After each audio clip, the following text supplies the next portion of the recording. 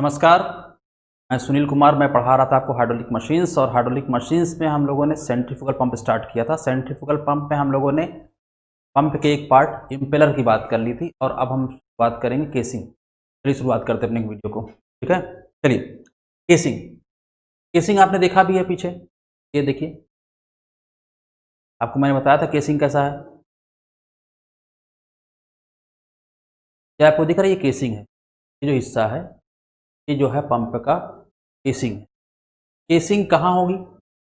Impeller को, जो impeller हो, इम्पेलर के चारों तरफ एक रास्ता है, एक जगह है, वही क्या है? केसिंग है। ये केसिंग कैसी होनी चाहिए? Air tight and water tight. Air tight and water tight, ताकि कोई लीकेज ना हो, ताकि कोई लीकेज ना हो, ठीक है। समझ में आ रही बात आपको? चलिए अब हम लोग थोड़ा सा बात करते हैं casing. The casing is an air tight passage. यहाँ केवल एयर टाइट लिखा है, पर understood air tight water tight दोनों, मतलब कुल मिला के टाइट होना चाहिए, ताकि कोई चीज़ का लीकेज ना हो। The casing is an air tight passage. The casing क्या है? पासेज, रास्ता है, पैसेज या पासेज सराउंडिंग द इम्पेलर। और ये रास्ता किधर होगा? इम्पेलर के चारों तरफ, सराउंडिंग द इम्पेलर। तो ये है परिभाषा किसकी? केसिंग एक एयर टाइट रास्ता है इम्पेलर के चारों तरफ, सराउंडिंग द इम्पेलर। अब बात होती है कि केसिंग को डिजाइन किस प्रकार से किया गया। It is designed in such a way that the kinetic energy of the water discharge at the outlet of impeller is converted to pressure energy before the water leaves the casing as the delivery pipe।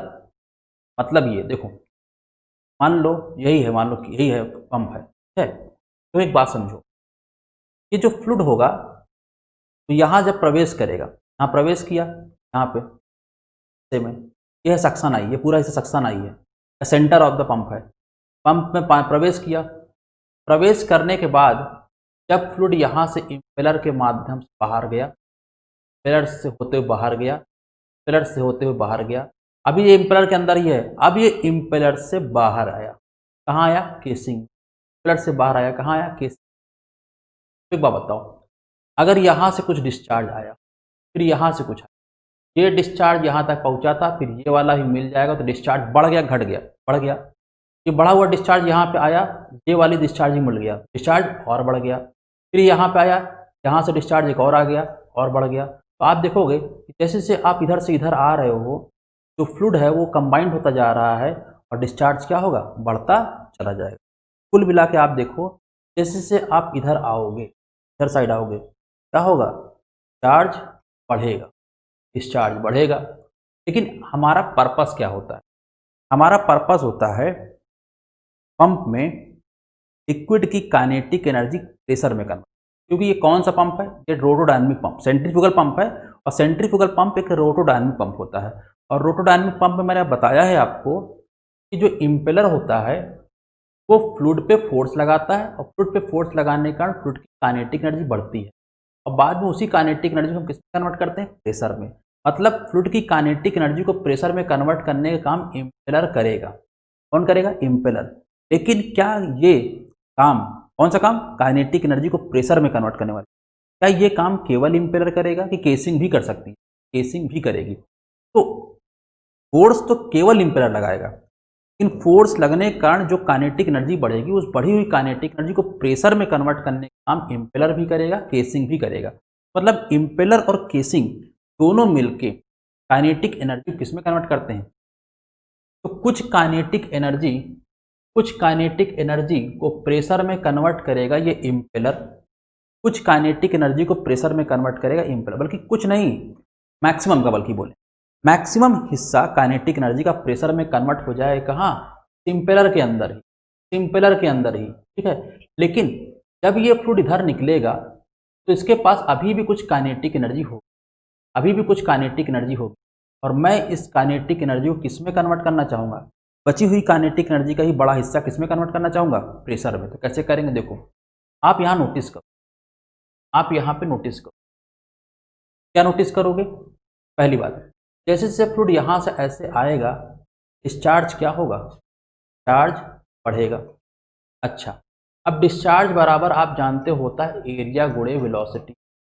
एक बात बताओ, आप अगर चाहते हो जब fluid यहाँ से इधर आए उसके पास जो वेलोसिटी है वो बढ़े कि घटे, आप चाहोगे कि वेलोसिटी घटे, मतलब यहाँ वेलोसिटी अगर ज़्यादा है तो आगे बढ़ने पर वेलोसिटी क्या होती जाए, कम होती जाए। क्यों वेलोसिटी कम होती जाए? क्योंकि अगर यहाँ से यहाँ आगे बढ़ने पर वेलोसिटी घटेगी, काइनेटिक एनर्जी घटेगी, और काइनेटिक एनर्जी घटेगी तो काइनेटिक एनर्जी किस में कन्वर्ट होगी, प्रेशर में, और हमारा पंप का काम तो प्रेशर बढ़ाना ही है। अगर इस केसिंग ने काइनेटिक एनर्जी का कुछ हिस्सा प्रेशर में कन्वर्ट कर दिया, इसका मतलब क्या, उसने पंप की काम को और आसान कर दिया, पंप की एफिशिएंसी को बढ़ा दिया।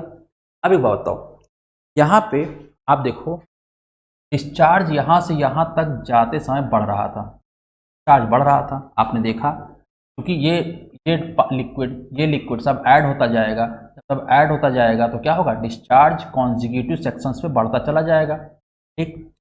लेकिन जब डिस्चार्ज बढ़ेगा, जिस रेशियो में डिस्चार्ज बढ़ रहा है, अगर मैं उसी रेशियो में एरिया बढ़ाऊं, सेम रेशियो में, मतलब डिस्चार्ज जिस रेशियो में बढ़ रहा है एरिया भी उसी रेशियो में बढ़ाऊं, वेलोसिटी कांस्टेंट बनी रहेगी।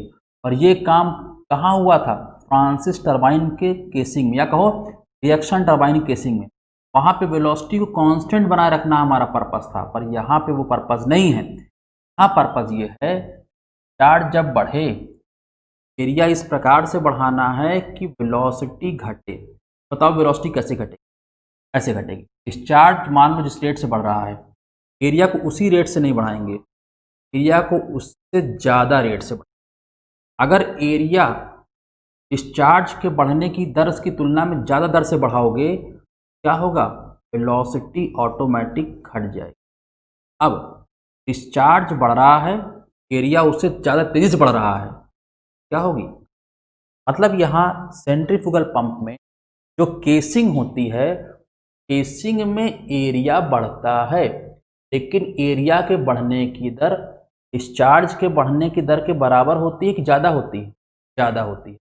यहाँ पर एरिया के बढ़ने की दर डिस्चार्ज के बढ़ने की दर से ज़्यादा रखते हैं, ताकि परिणाम स्वरूप वेलोसिटी क्या हो जाए, कम होती, और वेलोसिटी अगर कम होती जाएगी, वेलोसिटी अगर कम होती जाएगी, काइनेटिक एनर्जी कम होती जाएगी, काइनेटिक एनर्जी कम होती जाएगी, तो काइनेटिक एनर्जी किस में कन्वर्ट हो रही होगी, प्रेशर में।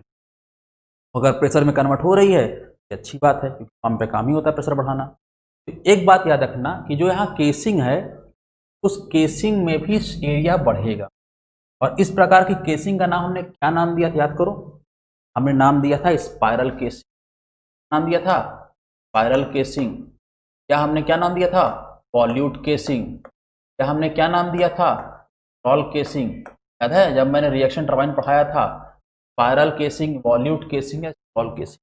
यहाँ पर ये केसिंग कौन सी है, स्पाइरल केसिंग या वॉल्यूट केसिंग या स्क्रॉल केसिंग, ठीक है। और यहाँ पे एरिया किस प्रकार बढ़ाते हैं, क्या इस प्रकार बढ़ाते हैं ताकि वेलोसिटी घटे, और वेलोसिटी घटने से प्रेशर बढ़े। ये बात यहाँ पे पढ़िए, क्या लिखी है, the casing is an air tight passage, ठीक। आगे क्या लिखा है, इट इज डिजाइंड, इट का मतलब casing, casing is designed such a way that the kinetic energy of water is converted in pressure energy. Kinetic energy किस में convert हो, प्रेशर एनर्जी। सर बीच में कुछ लाइन आपने छोड़ दिया, तो ही मिला के पढ़ लेते हैं, चलो। Casing is designed in such a way that the kinetic energy of water, कौन सा वाटर, जो डिस्चार्ज हुआ है, बाहर आया है, किससे, आउटलेट ऑफ इम्पेलर से। केसिंग में किसका प्रेशर बढ़ाओगे, इसकी काइनेटिक एनर्जी घटाओगे, उस लिक्विड की जो इम्पेलर से बाहर आया है। इम्पेलर से बाहर आने के बाद ही तो केसिंग में प्रवेश करेगा, वही चीज यहाँ लिखी है कि इम्पेलर से बाहर आने वाले लिक्विड की काइनेटिक एनर्जी को इसमें कन्वर्ट करेगा केसिंग, प्रेशर में। और ये काइनेटिक एनर्जी का प्रेशर में कन्वर्जन कब तक हो जाना चाहिए, जब तक पानी केसिंग के अंदर है, कि जब डिलीवरी पाइप में प्रवेश कर गया है तब। आप कहोगे जब तक पानी केसिंग के अंदर है, मतलब डिलीवरी पाइप में प्रवेश करने से पहले ही काइनेटिक एनर्जी का प्रेशर में कन्वर्जन हो जाना चाहिए, जितना ज़्यादा कन्वर्जन हो सके। पूरा नहीं हो पाएगा, अभी भी पूरी काइनेटिक एनर्जी प्रेशर में कन्वर्ट नहीं होगी, और करना भी नहीं चाहिए, क्योंकि सारी काइनेटिक एनर्जी प्रेशर में कन्वर्ट कर लोगे कर लोगे तो यहाँ फ्लूइड की वेलोसिटी जीरो हो जाएगी और फ्लूइड फ्लो ही नहीं करेगा। हमें फ्लूइड को फ्लो भी तो कराना है। देखो ये बात यहाँ लिखी, देखो क्या लिखा मैंने, इट इज डिजाइन मतलब casing is designed in such a way that the kinetic energy of water discharge at the outlet of impeller is converted into pressure energy before the water leaves the casing. Casing को छोड़ के कहाँ जाए, and enters the delivery pipe. पानी casing को छोड़कर delivery pipe में पहुंचे पहले ही इम्पेलर से बाहर आने वाले फ्लूइड काइनेटिक एनर्जी प्रेशर में कन्वर्ट कर लेता है कौन, हमारा केसिंग। इस प्रकार से केसिंग डिजाइन होती है, ठीक है, केसिंग इस प्रकार से बनी होती है। ओके, और अब बात, ये बहुत महत्वपूर्ण बात है, the flow in the casing. In the impeller क्या होता है, force vortex. In the casing क्या होता है, फ्री वोर्टेक्स। बहुत महत्वपूर्ण चीज है। अगर एग्जामिनर बोले कि इम्पेलर के अंदर, इन इम्पेलर, इम्पेलर के बाहर नहीं, इम्पेलर के अंदर कैसा होता है, आप बोलोगे फोर्स्ड वोर्टेक्स, आप बोलोगे फोर्स वोर्टेक्स।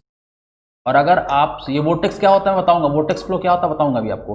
और अगर केसिंग के अंदर बोले कि भाई केसिंग के अंदर फ्लो कैसा होता है, आप बोलोगे फ्री। एग्जाम में पूछा आएगा, ठीक है, बहुत महत्वपूर्ण बात है, इसको याद रखिएगा। फोर्स वोर्टेक्स अगर इन इम्पेलर बोले, ये इम्पेलर के अंदर फोर्स वोर्टेक्स, केसिंग के अंदर फ्री वोर्टेक्स। अब ये फोर्स वोर्टेक्स फ्री वोर्टेक्स क्या है मैं बताऊंगा आपको, ठीक है, आप परेशान ना हो।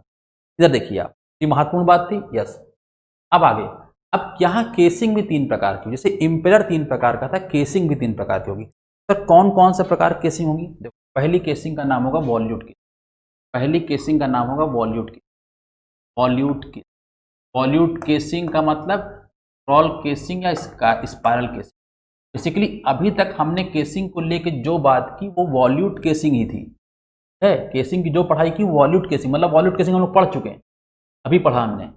इसके अलावा एक और केसिंग होती है, इसे बोलते हैं हम लोग क्या, वोर्टेक्स केसिंग, वोर्टेक्स केसिंग, और इसको वर्लपूल केसिंग ही बोलते हैं, वोर्टेक्स केसिंग या वर्लपूल, अभी आगे नाम लिखा है।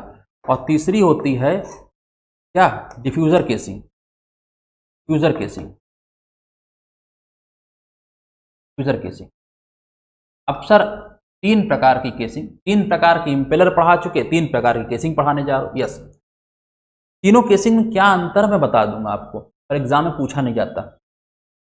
बस आप याद रखना है कि इन तीनों केसिंग में क्या फायदा है क्या नुकसान है। देखो अभी मैं वोर्टेक्स केसिंग पढ़ाया हूं आपको, फिर थोड़ा सा पढ़ा दूंगा, तो मैं बताऊंगा कि वोर्टेक्स केसिंग में केसिंग भी, देखो इम्पेलर तो काइनेटिक एनर्जी को प्रेशर में कन्वर्ट करता ही है, पर केसिंग भी काइनेटिक एनर्जी का कुछ हिस्सा प्रेशर में कन्वर्ट करता है। मतलब अगर केसिंग इफिशियंट हो गई, पंप भी इफिशियंट हो गया। पंप का पार्ट है केसिंग, एक पंप के दो पार्ट, एक इम्पेलर और एक केसिंग, और ये दोनों जितने इफिशियंट, पंप उतना इफिशियंट। तो इम्पेलर की बात तो हो चुकी, अब केसिंग की बात कर रहे हैं। तो आपको बताऊंगा कि वॉल्यूट केसिंग में भी काइनेटिक एनर्जी का प्रेशर में कन्वर्जन होता है, पर यहाँ पे काइनेटिक एनर्जी का प्रेशर में कन्वर्जन कराते समय काफी बड़ा हिस्सा काइनेटिक का हवर धाराएं, एडी करेंट्स बनने के कारण लॉस हो जाता है, इसलिए काइनेटिक एनर्जी का अच्छा कन्वर्जन नहीं होता प्रेशर। इसलिए जिस पंप में ये वाली केसिंग होगी उस पंप की एफिशिएंसी घट जाएगी, कि खुद कम इफिशियंट है। इसकी तुलना में वोर्टेक्स केसिंग अच्छी होगी, जिसमें ये वाली केसिंग प्रयोग होगी उस पंप की एफिशिएंसी ज़्यादा होगी, और जिसमें ये वाली केसिंग प्रयोग होगी उस पंप की एफिशिएंसी और अच्छी होगी। इसका मतलब अगर आप मुझसे पूछें इन केसिंग में कौन किसकी एफिशिएंसी सबसे ज़्यादा है, मैं कहूँगा सबसे ज़्यादा एफिशिएंसी इसकी है और सबसे कम एफिशिएंसी इसकी है, ये बीच में, ठीक है। एक बात में, जैसे मैंने तीन इम्पेलर पढ़ाए थे और तीनों इम्पेलर में सबसे अच्छी एफिशिएंसी किसकी थी, क्लोज्ड वाले की, सबसे कम किसकी थी, ओपन वाले की, और बीच वाला कौन था, सेमी ओपन या सेमी क्लोज या नॉन क्लॉक बोले थे, वो बीच का था। वैसे यहाँ पे तीन प्रकार की केसिंग है, मैंने तीन प्रकार की इम्पेलर बताएं, अब तीन प्रकार की केसिंग बताऊं। केसिंग से एग्जाम में सवाल नहीं आता है, बस बहुत पूछेगा तो इतना पूछेगा कि केसिंग में फ्लो कैसा होता है, तो आंसर है फ्री वोर्टेक्स, फ्री वोर्टेक्स। अब इम्पेलर में कैसा होता है, फोर्स्ड वोर्टेक्स। चलिए सर शुरू करते हैं, बात को आगे बढ़ाते हैं, ठीक है। अब देखो वॉल्यूट केसिंग, वॉल्यूट केसिंग ये जो मैंने पढ़ाया है ना, ये वॉल्यूट केसिंग, अभी जितनी कहानी सुनी वॉल्यूट केसिंग है, ये वॉल्यूट केसिंग ही है। ठीक है, अगर मैं इसको यहाँ से काट दूँ और काटने के बाद सेक्शनल व्यू बनाऊँ, सेक्शनल व्यू ये होगा, ये है सेक्शनल व्यू।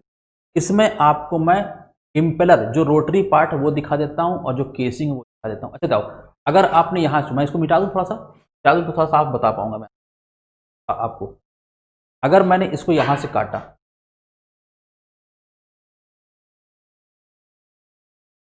काटेंगे तो बताओ यहाँ पे जो केसिंग में जगह है ज़्यादा है कम है? कम है। और यहाँ जो केसिंग का डाया है वो ज़्यादा है कम? ज़्यादा है।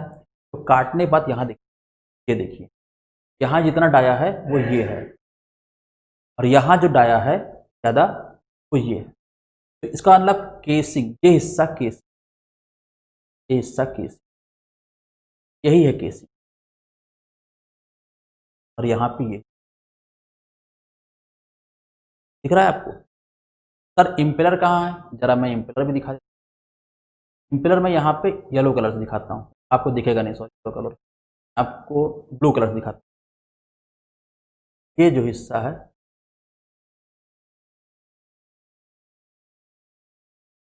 यह है इम्पेलर का ब्लेड, यह है इम्पेलर का ब्लेड, ये इम्पेलर का। और ये शाफ्ट, अगर ये शाफ्ट रोटेट करेगा, अगर ये शाफ्ट रोटेट, अगर ये शाफ्ट रोटेट करेगा क्या होगा?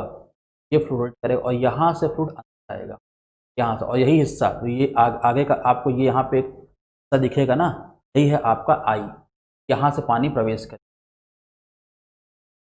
तो मिटा देता हूँ, नहीं बात आपको, ये यहाँ से पानी ऐसे आएगा, ये आई है, आगे का हिस्सा, जो हिस्सा जितना हिस्सा दिख रहा होगा पानी का, यहाँ पे जो आई वाला हिस्सा यहाँ दिख रहा होगा आपको, ये देखिए ये हिस्सा, ये आई है, यहाँ से पानी प्रवेश।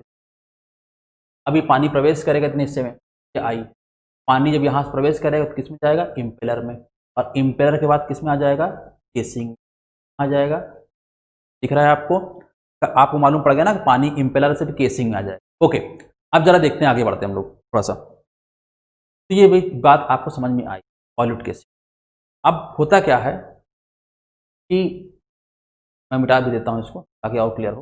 वॉल्यूट केसिंग समझ आई आपको? देखो ये it is eye spiral type, it is of spiral type, ये स्पाइरल टाइप की होती है, बताया, इसीलिए वॉल्यूट केसिंग को स्पाइरल केसिंग या स्क्रॉल केसिंग भी बोलते हैं।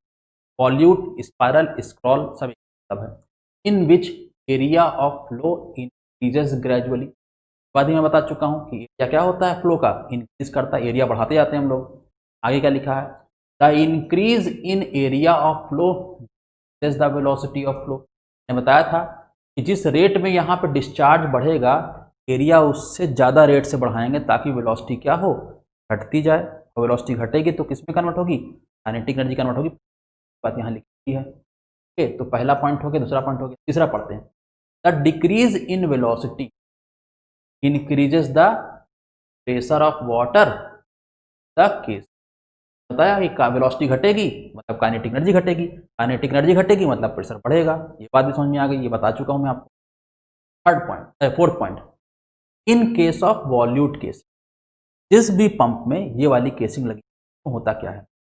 The efficiency of the pump decreases slightly, pump की इफिशिएंसी थोड़ा सा घट जाती है इस वाली केसिंग के कारण। क्यों घट जाती है? एज का मतलब यहाँ बिकॉज से है। As a large amount of energy is lost due to the formation of eddies, हवर धाराएं जो बनती है उसके कारण बहुत सारी एनर्जी लॉस हो जाती है इस टाइप में, टाइप की केसिंग में। तो फॉर्मेशन ऑफ एडीज के कारण, फॉर्मेशन ऑफ हवर धाराओं के कारण एनर्जी का लॉस होता है। और अगर एनर्जी, अगर काइनेटिक एनर्जी को किस में कन्वर्ट करना है? प्रेशर में। इस चीज को किसको कन्वर्ट करना है? काइनेटिक एनर्जी किस में? प्रेशर में। लेकिन ये काइनेटिक एनर्जी का एक हिस्सा लॉस हो जाए, काइनेटिक एनर्जी कम हो जाए लॉस के कारण, प्रेशर में कन्वर्जन भी तो कम होगा। समझ में आ रही बात की नहीं आ रही है? काइनेटिक एनर्जी कन्वर्ट कर रहे हैं प्रेशर में। मान लो ये 100 का है, 100 जूल काइनेटिक एनर्जी थी, 100 जूल काइनेटिक एनर्जी थी। अगर हम प्रेशर में कन्वर्ट करेंगे तो मिलेगा यहाँ पे। लेकिन अगर इस 100 जूल में से मालूम पड़ा 40 जूल लॉस हो गया और बचा कितना? 60 जूल। बचा कितना? 60 जूल। जब बचा ही 60 जूल है तो कन्वर्जन जो प्रेशर में होगा तो ये भी तो कम मिलेगा। समझो बात को। हवर धाराओं के कारण काइनेटिक एनर्जी का बड़ा हिस्सा लॉस हो जाता है कन्वर्जन से पहले ही। तो अगर काइनेटिक एनर्जी का बड़ा हिस्सा लॉस हो जाएगा तो कन्वर्जन जब होगा काइनेटिक एनर्जी का प्रेशर में कन्वर्जन कम हो पाए। और प्रेशर में अगर कन्वर्जन कम हुआ तो प्रेशर में बढ़ोतरी भी कम हो गई, प्रेशर में उतनी बढ़ोतरी नहीं हो पाती। इसका मतलब क्या, यहाँ पे केसिंग का जो काम था, केसिंग ने उस काम को बहुत अच्छे तरीके से, बहुत इफिशिएंट तरीके से नहीं किया। केसिंग का काम क्या था, इस प्रकार से एरिया बढ़े, वेलोसिटी घटती जाए और प्रेशर बढ़ता जाए। हाँ, वेलोसिटी तो घटती गई और प्रेशर नहीं बढ़ा क्योंकि लॉस होता गया रास्ते में भंवर धाराओं का। इसका मतलब यहाँ पर केसिंग इफिशिएंट तरीके से काम नहीं कर रही है। इसलिए जिस पंप में ये वाली केसिंग की एफिशिएंसी दूसरी केसिंग वाले पंप की तुलना कम होगी। अब और आगे आते हैं, वॉल्यूट पंप समझ में आ गया। अच्छा, यहाँ देखो वॉल्यूट केसिंग के बाद मैंने लिखा है वॉल्यूट पंप। सर आप तो केसिंग पढ़ा रहे हो ना, पंप थोड़ी पढ़ा रहे हो, वॉल्यूट केसिंग पढ़ा रहे हो। यस, लेकिन जिस पंप में ये वाली केसिंग होगी पंप का नाम वॉल्यूट पंप। मतलब क्या, अगर किसी पंप में ये वाली केसिंग तो पंप का नाम वॉल्यूट, किसी पंप में ये वाली केसिंग पंप का नाम वोर्टेक्स पंप, और किसी पंप में ये वाली केसिंग पंप का नाम डिफ्यूजर पंप। मतलब पंप का नाम भी चेंज होता है केसिंग के। केसिंग का प्रकार बदला तो पंप का नाम बदल जाएगा। ठीक है, आगे बढ़ो। वॉल्यूट पंप क्या है? वॉल्यूट pump is the pump in which casing is of वॉल्यूट type. वॉल्यूट casing होती है। सर इंपेलर कौन सा होगा? इंपेलर कुछ भी हो सकता है, डिपेंड करता है लिक्विड जो इस्तेमाल कर रहे हो वो क्या है। प्योर लिक्विड है तो क्लोज्ड इंपेलर, फाइब्रस लिक्विड है ओपन सेमी ओपन इंपेलर, और अगर अब्रेसिव लिक्विड है तो ओपन इंपेलर। कुछ भी हो, लेकिन केसिंग कौन सा हो? वॉल्यूट टाइप। तो मतलब पंप का नाम इंपेलर के नाम से चेंज होता है कि केसिंग के नाम से? केसिंग का प्रकार पंप के नाम को डिसाइड करता है। ठीक है, ओके, अब आगे बढ़ते हैं। अब यहाँ पे आगे बढ़ते हैं, अगला देखो, अगली है वोर्टेक्स केसिंग। वोर्टेक्स केसिंग या इसी को बोलते हैं वर्लपूल केसिंग, बोला भी था वोर्टेक्स केसिंग या वर्लपूल केसिंग। इसका नाम वोर्टेक्स केसिंग क्यों है, वर्लपूल केसिंग क्यों, बताता हूं। देखो, वर्लपूल में होता है फ्री वोर्टेक्स। वर्लपूल में जो फ्लो होता है वो फ्री वोर्टेक्स टाइप का होता है। कैसा होता है? Free vortex. वर्लपूल आप जानते हो, जो भंवर बनता है कभी पानी नाली उली में या किसी नदी में, आप देखिए कुछ भंवर बनी रहती है, ऐसे पानी से नाचता रहता है, पानी नाचता रहता है, आपने देखा है, वही वर्लपूल है। वर्लपूल के नाम पे आपने देखा होगा वॉशिंग मशीन वगैरह बिकती, Whirlpool washing machine, fridge, AC सब आता है वर्लपूल। वर्लपूल में जो फ्लो का टाइप होता है वो फ्री वोर्टेक्स टाइप। ठीक है, इसीलिए इसको वर्लपूल केसिंग बोलते हैं। और इसको वोर्टेक्स केसिंग क्यों बोलते हैं ये बता रहा हूं मैं आपको। ये जो केसिंग है इसमें क्या होता है, इंपेलर और केसिंग के बीच इंपेलर और केसिंग के बीच, मान लो ये है, ये इंपेलर है, ये इंपेलर,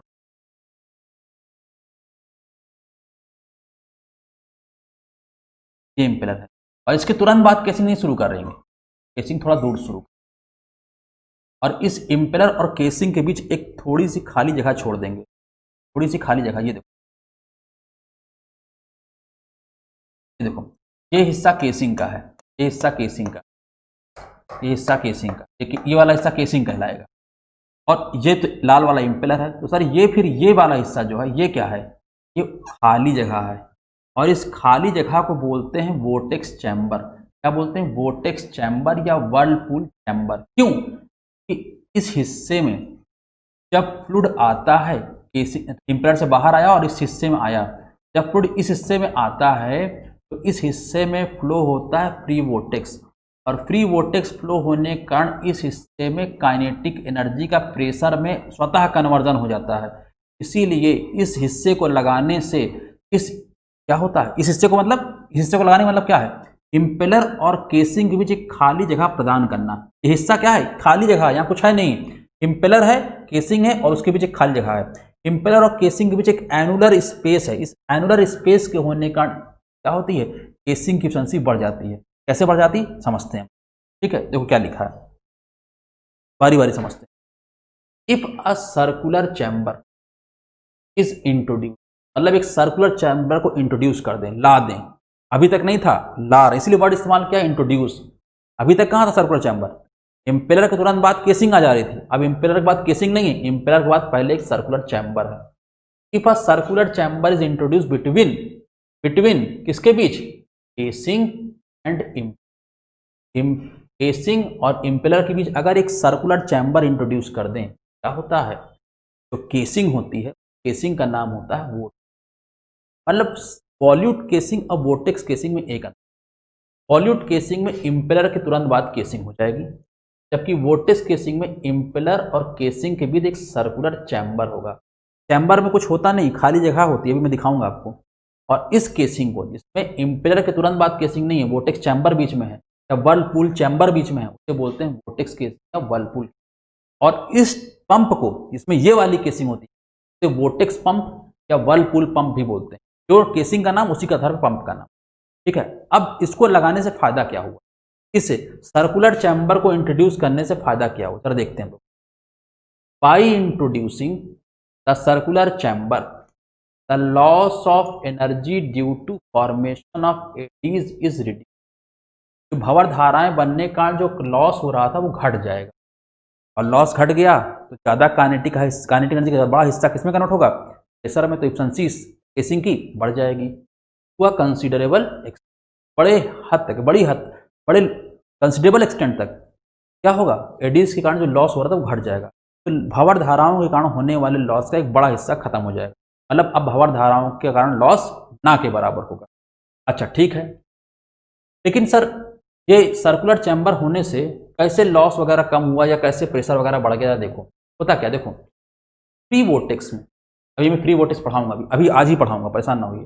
फ्री वोर्टेक्स में क्या होता है, फ्री वोर्टेक्स जहाँ पे भी होता है वहाँ पे जो फ्लो का जो इक्वेशन होता है, जो इक्वेशन होता है ये होता है P टू R बराबर, sorry constant, P into R बराबर कॉन्स्टेंट। अगर V इंटू आर बराबर कॉन्स्टेंट, V बराबर क्या हो, कॉन्स्टेंट बटे R। का मतलब क्या, अगर रेडियल डिस्टेंस बढ़ेगी, मतलब फ्लूइड जैसे जैसे सेंटर से दूर जाएगा वैसे वैसे उसकी वेलोसिटी घटेगी, आर बढ़ेगा वेलोसिटी घटेगी, और वेलोसिटी घटी तो प्रेशर बढ़ा। देखो वही चीज लिखा है, जैसे जैसे आर बढ़ेगा, आर क्या है, फ्लूइड, आर है सेंटर से फ्लूइड की दूरी, जैसे जैसे फ्लूइड दूर जाएगा सेंटर से रेडियल डिस्टेंस बढ़ेगी, रेडियल डिस्टेंस बढ़ेगा तो वेलोसिटी घटेगी। तो फ्री वोर्टेक्स में होता है, ये क्वेश्चन कहाँ से है मैं बताऊंगा अभी आपको। वेलोसिटी घटेगी, और वेलोसिटी घटेगी काइनेटिक एनर्जी घटेगी, और काइनेटिक एनर्जी घटेगी तो काइनेटिक एनर्जी किसमें कन्वर्ट होगी, प्रेशर में। का मतलब वोर्टेक्स फ्लो में सेंटर से दूर जा, सॉरी फ्री वोर्टेक्स नहीं, फ्री वोर्टेक्स फ्लो में सेंटर से दूर जाने पर वेलोसिटी घटती है और प्रेशर फिर बढ़ता है। और इसी कारण से बताओ, अगर प्रेशर बढ़ेगा तो क्या होगा, एफिशिएंसी बढ़ जाएगी।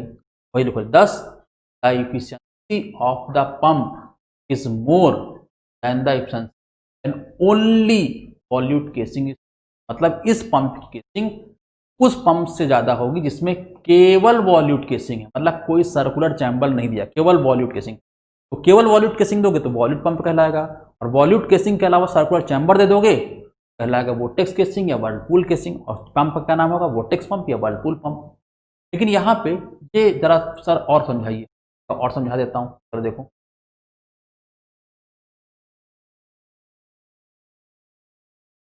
ये देखो, ये है वोर्टेक्स केसिंग।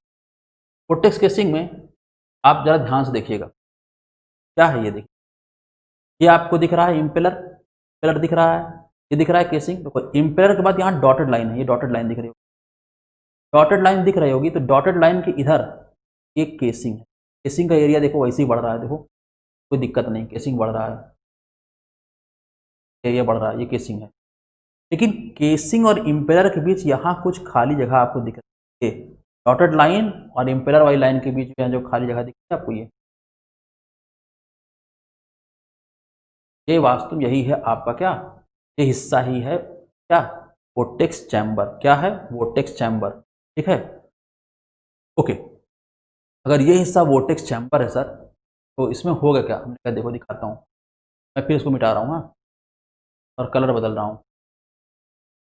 देखो यहाँ पे इम्पेलर इतने हिस्से, अगर मैं इसे काटूं, इम्पेलर यहाँ से लेकर यहाँ तक की दूरी, वो यहाँ दिख रहा है, यहाँ से लेकर यहाँ तक। उसके बाद यहाँ से लेकर यहाँ तक केस, वो केसिंग ये दिख रही है, और यहाँ से लेकर यहाँ तक केसिंग, और ये जो हिस्सा है, ये हिस्सा है वोर्टेक्स चैम्बर का, ये हिस्सा है वो जो खाली स्पेस इंट्रोड्यूस किया उसका। और देखो यहाँ पे, अगर इस डायग्राम में देखो, केसिंग इम्पेलर, केसिंग और इम्पेलर के बीच यहाँ पे क्या है, खाली जगह, यहाँ कुछ नहीं है, खाली जगह है, केवल खाली स्थान है। ध्यान से देखो, केवल खाली स्थान है, यहाँ क्या है, केवल खाली स्थान है और कुछ नहीं। साफ कर दे रहा हूँ ताकि फिर साफ में देखो, यही जो हिस्सा है इसे बोलते हैं क्या, वोर्टेक्स, क्या बोलते हैं, वोर्टेक्स चैम्बर। ये हिस्सा, ये हिस्सा, इतना हिस्सा वोर्टेक्स चैम्बर, इतना हिस्सा वोर्टेक्स चैम्बर है। और ये हिस्सा केवल ऊपर नीचे नहीं है, पूरे ऐसे परिधि में है, पूरे ऐसे परिधि में, सर्कुलर स्पेस है, बोर्ड के बाहर भी और बोर्ड के अंदर भी। ठीक है, यहाँ थोड़ा सा नाम देखो, ये वॉल्यूट केसिंग लिखा हुआ है, यहाँ नाम गड़बड़ हो गया थोड़ा सा, यहाँ से नाम जो है सही नहीं है। देखो तो वॉल्यूट चैम्बर, वॉल्यूट केसिंग, यहाँ नाम गड़बड़ है, मैं सही करा दूंगा, परेशान ना होइए। ठीक है, ये है वॉल्यूट केसिंग, ये है वॉल्यूट केसिंग, और ये वॉल्यूट चैम्बर नहीं है, ये क्या है, वोर्टेक्स चैम्बर है। ये जो हिस्सा जो है वोर्टेक्स चैम्बर, वॉल्यूट नहीं, वोर्टेक्स चैम्बर। ठीक है, और ये सॉरी कुछ गड़बड़ हो गई इसमें, परेशान हो, नाम गड़बड़, मैं नाम सही करा देता हूँ, परेशान ना होइए। ठीक है, अब देखो ये बात समझ में आई, समझ में आई बात आपको, ये इम्पेलर, ये वोर्टेक्स चैम्बर, ये केसिंग, ये इम्पेलर, ये वोर्टेक्स चैम्बर, ये केसिंग। ठीक है, ये इम्पेलर, ये वोर्टेक्स चैम्बर, ये केसिंग। समझ में बात, ओके। अब होगा क्या, देखो, जब फ्लूइड इम्पेलर में प्रवेश करेगा और यहां तक पहुंचेगा, जब फ्लूइड इम्पेलर में प्रवेश करेगा और यहां तक पहुंचेगा, अब क्या होगा, केसिंग में घुसने से पहले यहां पे आएगा, इस हिस्से में क्या होगा, देखो जब तक फ्लूइड इम्पेलर के कांटेक्ट में है, इम्पेलर उसको रोटेट कर रहा है। क्यों, इम्पेलर किसके सहायता से रोटेट कर रहा है, मोटर की शाफ्ट की सहायता से, मोटर जो लगा हुआ था, बताया ना, टुल्लू बताया था मैंने, मोटर की शाफ्ट सहायता से। लेकिन जैसे ही पानी इस इम्पेलर के हिस्से दूर गया, इम्पेलर से कांटेक्ट खत्म हुआ, वो इस हिस्से में पहुंच गया, और ये सर्कुलर चैम्बर, और इस हिस्से में क्या फ्लूइड पर कोई फोर्स लग रहा होगा इम्पेलर के द्वारा। अब इस हिस्से में फ्लो जो होता है, वोर्टेक्स चैम्बर के अंदर जो फ्लो होता है वो फ्री वोर्टेक्स होता है। अभी मैं फ्री वोर्टेक्स पढ़ा दूंगा तो मालूम पड़ जाएगा कि फ्री वोर्टेक्स क्यों होता है। इस हिस्से में फ्लो फ्री वोर्टेक्स। अब जैसे जैसे फ्लूइड यहाँ से बाहर की ओर जाएगा, वोर्टेक्स चैम्बर में बाहर की ओर जाएगा, तो सेंटर से उसकी रेडियल डिस्टेंस, बढ़ेगी बढ़ेगी। और आपको मैंने बताया कि फ्री वोर्टेक्स में रेडियल डिस्टेंस बढ़ता है तो वेलोसिटी घटती है, और बर्नौली क्वेश्चन कहता है कि वेलोसिटी घटेगी सर। और बताओ, अगर इस इम्पेलर ने फ्लूइड का कुछ प्रेशर बढ़ाया, काइनेटिक एनर्जी को प्रेशर में कन्वर्ट किया, इस फ्री वोर्टेक्स में, वोर्टेक्स फ्लो के कारण, इस वोर्टेक्स चैम्बर में फ्री वोर्टेक्स फ्लो के कारण भी अगर खुद कुछ प्रेशर बढ़ गया, और फिर केसिंग में भी कुछ प्रेशर बढ़ गया, क्या होगा, इफिशिएंसी केवल वॉल्यूट केसिंग की तुलना में, तो केवल वॉल्यूट केसिंग वाले पंप की तुलना में यहाँ पे इफिशिएंसी ज़्यादा मिलेगी, कम मिलेगी, ज़्यादा मिलेगी, क्योंकि यहाँ पे इम्पेलर भी काइनेटिक एनर्जी को प्रेशर में कन्वर्ट करेगा, एक चैम्बर भी काइनेटिक एनर्जी को प्रेशर में कन्वर्ट करेगा, सिंग भी काइनेटिक एनर्जी को प्रेशर में कन्वर्ट करेंगे, और लॉस भी कम होगा, इसलिए इस थोड़ा सा ज़्यादा। अब अगला क्या है, देखो इसमें आपको बताना है क्या, अब अगला है casing with guide blade. Casing with guide blade आपने देखा था, हमने फ्रांसिस टरबाइन या कप्लान टरबाइन पढ़ाते समय भी गाइड ब्लेड की बात की थी। उस गाइड ब्लेड को वहां बोला था विकेट गेट, पर वो जो गाइड ब्लेड थे वो एडजस्टेबल थे, उनके माध्यम से हमें गवर्निंग करनी थी। यहाँ जो गाइड ब्लेड, इसका नाम विकेट गेट नहीं है, और ये गाइड ब्लेड फिक्स्ड है, ये एडजस्टेबल नहीं, पंप वाले गाइड ब्लेड एडजस्टेबल नहीं होते है। और केसिंग जिसमें गाइड ब्लेड लगी होती, ऐसी केसिंग में गाइड ब्लेड लगी होती, ऐसी केसिंग को डिफ्यूजर केसिंग भी, इसमें होगा क्या, देखो अभी जो हमने पढ़ा था वोर्टेक्स केसिंग, जो पढ़ा था वोर्टेक्स केसिंग, उसमें इम्पेलर में ब्लेड थे, यस इम्पेलर में ब्लेड थे, और फिर मैंने क्या यहां प्रदान कर दिया, एक वोर्टेक्स चैम्बर। वोर्टेक्स चैम्बर कुछ नहीं है, एक खाली स्थान है, एक सर्कुलर स्पेस है, और इसमें फ्री वोर्टेक्स के कारण अपने आप प्रेशर बढ़ जाता है। लेकिन अगर मैं इस खाली स्थान में, अगर मैं खाली स्थान में भी ब्लेड लगा दूं, और ब्लेड कैसे लगाऊं, diverging, diverging blade, diverging blade, diverging blade. देखो देखो ये ब्लेड डाइवर्जिंग है कि नहीं, देखो इनके और इनके बीच का रास्ता देखो, इम्पेलर में ब्लेड के बीच रास्ता देखो बढ़ रहा है घट रहा है, बढ़ रहा है।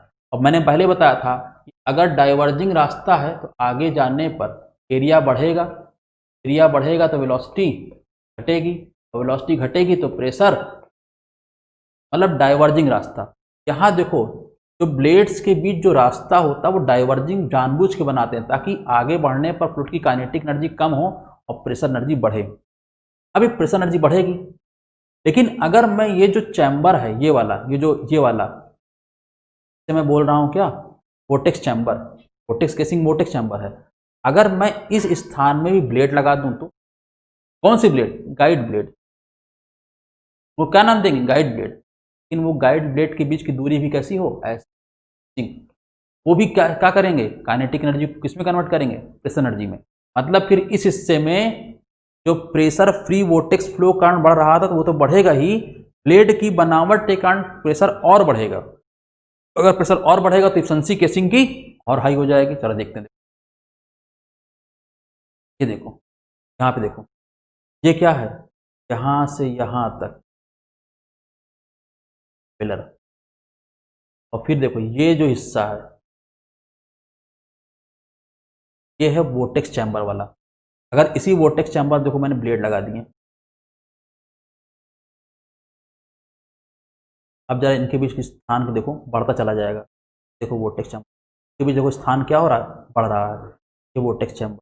तो हमने क्या किया, जो स्थान खाली था, जो स्थान खाली था वोर्टेक्स चैम्बर में, उसमें लगा दिया ब्लेड। उसके बाद केसिंग अभी भी है, बस जो वोर्टेक्स चैम्बर था, जो खाली स्थान था वोर्टेक्स केसिंग में, उस खाली स्थान पे भी हम ब्लेड लगा दें। कैसी ब्लेड, डिफ्यूजर ब्लेड। क्यों डिफ्यूजर ब्लेड, डिफ्यूजर, इसको डिफ्यूजर केसिंग क्यों बोलते हैं, तो डिफ्यूजर केसिंग क्यों बोलते हैं, क्योंकि जो ब्लेड्स हैं वो डिफ्यूजर हैं। डिफ्यूजर का मतलब क्या होता है, ऐसे ऐसे जिसमें एरिया आगे बढ़े, ये डिफ्यूजर होता है। नोजल, डिफ्यूजर, इनकम्प्रेसिबल फ्लूइड के लिए नोजल ऐसा होता है, ऐसा होता है कन्वर्जिंग शेप का, और इनकम्प्रेसिबल फ्लूइड के लिए डिफ्यूजर कैसा होता है, डाइवर्जिंग। डाइवर्जिंग ब्लेड्स लगा देंगे, डाइवर्जिंग गाइड ब्लेड्स। कैसी गाइड ब्लेड्स, डाइवर्जिंग। अगर ये गाइड ब्लेड्स डाइवर्जिंग है तो इसीलिए इस केसिंग को जिसमें डाइवर्जिंग गाइड ब्लेड्स लगाओगे क्या बोलेंगे, डिफ्यूजर केसिंग। क्या बोलेंगे, डिफ्यूजर केसिंग। जरा देखो यहाँ पे, ये देखिए फिर से मिटा रहा हूँ इसको। अगर आप इस फिगर से नहीं समझ पा रहे तो आप इस समझिए। देखिए यहाँ पे, ये देखो यहाँ पे, ये देखो ये इम्पेलर की ब्लेड्स हैं, रास्ता बढ़ रहा है इनके बीच, डिफ्यूजर है कि नहीं, यस। और फिर यहाँ पे देखिए, यहाँ पे थोड़ा सा सही नहीं बना ये फिगर, जो भी आप ये मान लीजिए। ये देखिए ये ब्लेड्स, इनके बीच की दूरी देखिए बढ़ रही है, इसका मतलब क्या, डिफ्यूजर गाइड ब्लेड्स हैं। इनमें क्या होगी, इफिशिएंसी और अच्छी होगी। कुल मिला के आपको याद रखना है कि वॉल्यूट केसिंग की इफिशिएंसी कम होगी, वोर्टेक्स केसिंग की ज़्यादा होगी, केसिंग या केसिंग विद गाइड ब्लेड की, केसिंग विद गाइड ब्लेड की, विद गाइड ब्लेड की और ज़्यादा होगी। और मैं आपको बताना चाहूँगा क्या, सुनिए फिर से ऊपर पीछे आते हैं। जिस पंप में केसिंग वॉल्यूट होगी, पंप का नाम होगा वॉल्यूट। जिस पंप में केसिंग वोर्टेक्स केसिंग होगी या वर्लपूल केसिंग होगी, उस पंप का नाम होगा वोर्टेक्स पंप या वर्लपूल पंप। और जिस केसिंग में, जिस पंप में केसिंग होगी गाइड ब्लेड वाली या डिफ्यूजर केसिंग, उस पंप का नाम होगा डिफ्यूजर पंप। पंप का नाम दो है, एक बार बोल रहा हूं, डिफ्यूजर पंप, ध्यान सुनिएगा, डिफ्यूजर पंप। कौन सी casing, diffuser casing. Guide blade वाले को क्या बोल सकते हैं, केसिंग विद गाइड ब्लेड को क्या बोलते हैं, डिफ्यूजर केसिंग। क्यों बोलते हैं डिफ्यूजर केसिंग, क्योंकि गाइड ब्लेड डाइवर्जिंग होती है। डाइवर्जिंग का मतलब ये डिफ्यूजर है, ये नोजल है, ये डिफ्यूजर है, ये नोजल है, ये डिफ्यूजर है, ठीक है। नोजल क्या करता है, काइनेटिक एनर्जी को बढ़ाता है, डिफ्यूजर क्या करता है, काइनेटिक एनर्जी कम करता है। नोजल काइनेटिक एनर्जी बढ़ाता है किसके दम पे? प्रेशर के दम पे, मतलब प्रेशर घटेगा काइनेटिक एनर्जी बढ़ेगी। डिफ्यूजर क्या करता है? काइनेटिक एनर्जी कम करता है, और काइनेटिक एनर्जी कम करता है तो प्रेशर को बढ़ाएगा। ओके, अब देखो, तो अगर किसी पंप में डिफ्यूजर केसिंग है तो पंप का नाम क्या होगा? Diffuser pump. ये बताओ, अगर आपने फ्रांसिस टरबाइन पढ़ी थी, क्या इस पंप की बनावट बिल्कुल फ्रांसिस टरबाइन तरह दिख रही है? फ्रांसिस टरबाइन में रनर था, फिर गाइड वेन थी, फिर केसिंग थी। तो क्या आपको बिल्कुल वैसा है या कुछ उल्ट वैसा ही सीक्वेंस दिख रहा है कि नहीं दिख रहा है? रनर, यहाँ इम्पेलर, वहां गाइड वेन, यहाँ भी गाइड वेन, वहां भी केसिंग, यहाँ भी केसिंग। तो कुछ ऐसा फिगर बनता है कि देखने वाले को भ्रम हो जाता है ये फिगर किसका है, फ्रांसिस टरबाइन का है कि केसिंग विद गाइड वेन वाले टरपंप का है।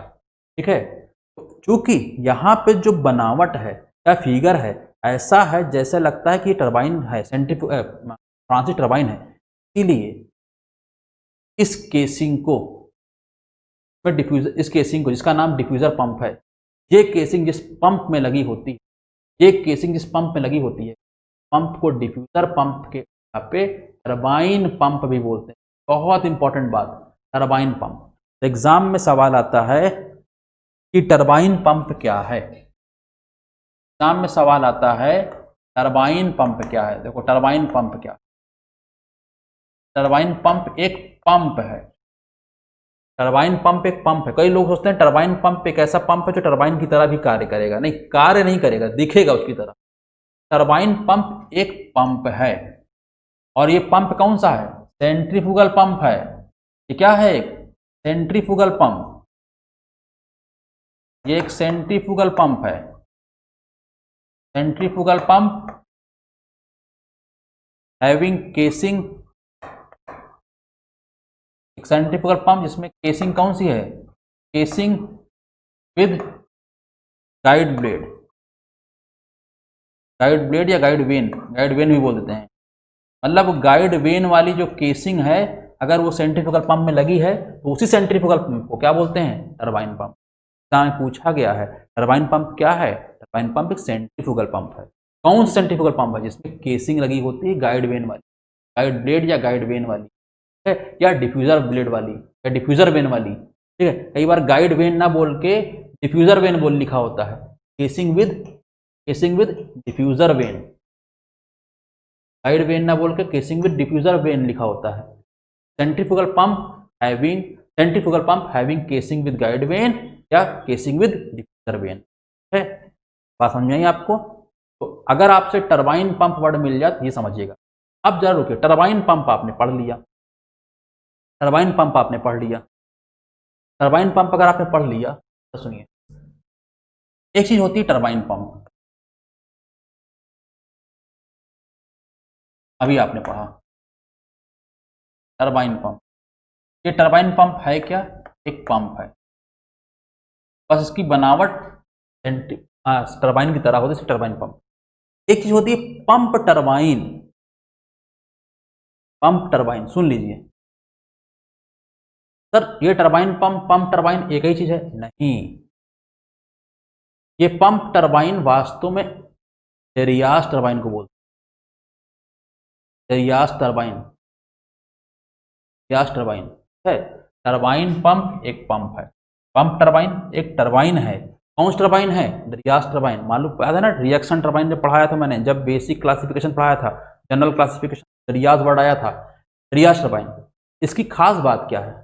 ये है तो टरबाइन, पर इसका कैरेक्टरिस्टिक ऐसा है कि it can also work as a pump. It can work as both, it can work as both pump and turbine, both can work as both pump and turbine. आप एक बार याद रखिएगा, अगर एग्जामिनर ने पंप टरबाइन लिखा, कौन turbine? Pump turbine, का मतलब वो टरबाइन ये वाली है, और ये पंप टरबाइन इसलिए कहलाती है क्योंकि it can work as both pump as well as turbine. लेकिन अगर टरबाइन पंप लिखा है तो टरबाइन पंप लिखे होने का मतलब होता है, टरबाइन पंप लिखे होने का मतलब होता है, टरबाइन पंप लिखे होने का मतलब होता है पंप। कौन सा पंप? यही वाला पंप मैं पढ़ा रहा हूं। और ये पंप की तरह ही कार्य करेगा, ये टरबाइन की तरह कार्य नहीं करेगा। ठीक है, अच्छा इतनी बात याद रखिएगा। अब डरियास टरबाइन के बारे में और बात नहीं करनी है। कुल मिला के टरबाइन पंप अलग चीज है और पंप टरबाइन अलग चीज है। ठीक है, इतनी बात याद रखिएगा। अब आते हैं आगे वोर्टेक्स फ्लो पर।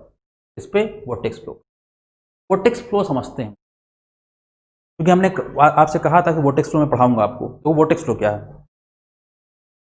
देखो वोर्टेक्स फ्लो वर्ड देखो, जब वोर्टेक्स देखते थोड़ा डर लगता है देखते ही, वोर्टेक्स पता नहीं क्या है, पर मैं बताना चाहता हूं वोर्टेक्स का मतलब होता है रोटरी। वोर्टेक्स फ्लो का मतलब रोटरी फ्लो, वोर्टेक्स फ्लो का मतलब रोटरी फ्लो, रोटेशनल फ्लो नहीं, रोटरी फ्लो। देखो रोटेशनल फ्लो क्या होता था, रोटेशनल इररोटेशनल हमने फ्लूइड मैकेनिक्स पढ़ाया है, घूर्णी आघूर्णी प्रवाह। रोटेशनल फ्लो तब कहलाता है जब फ्लूइड पार्टिकल फ्लो के दौरान खुद के सेंटर ऑफ मास के अबाउट भी रोटेट करें, खुद के सेंटर ऑफ मास के अबाउट रोटेट करें।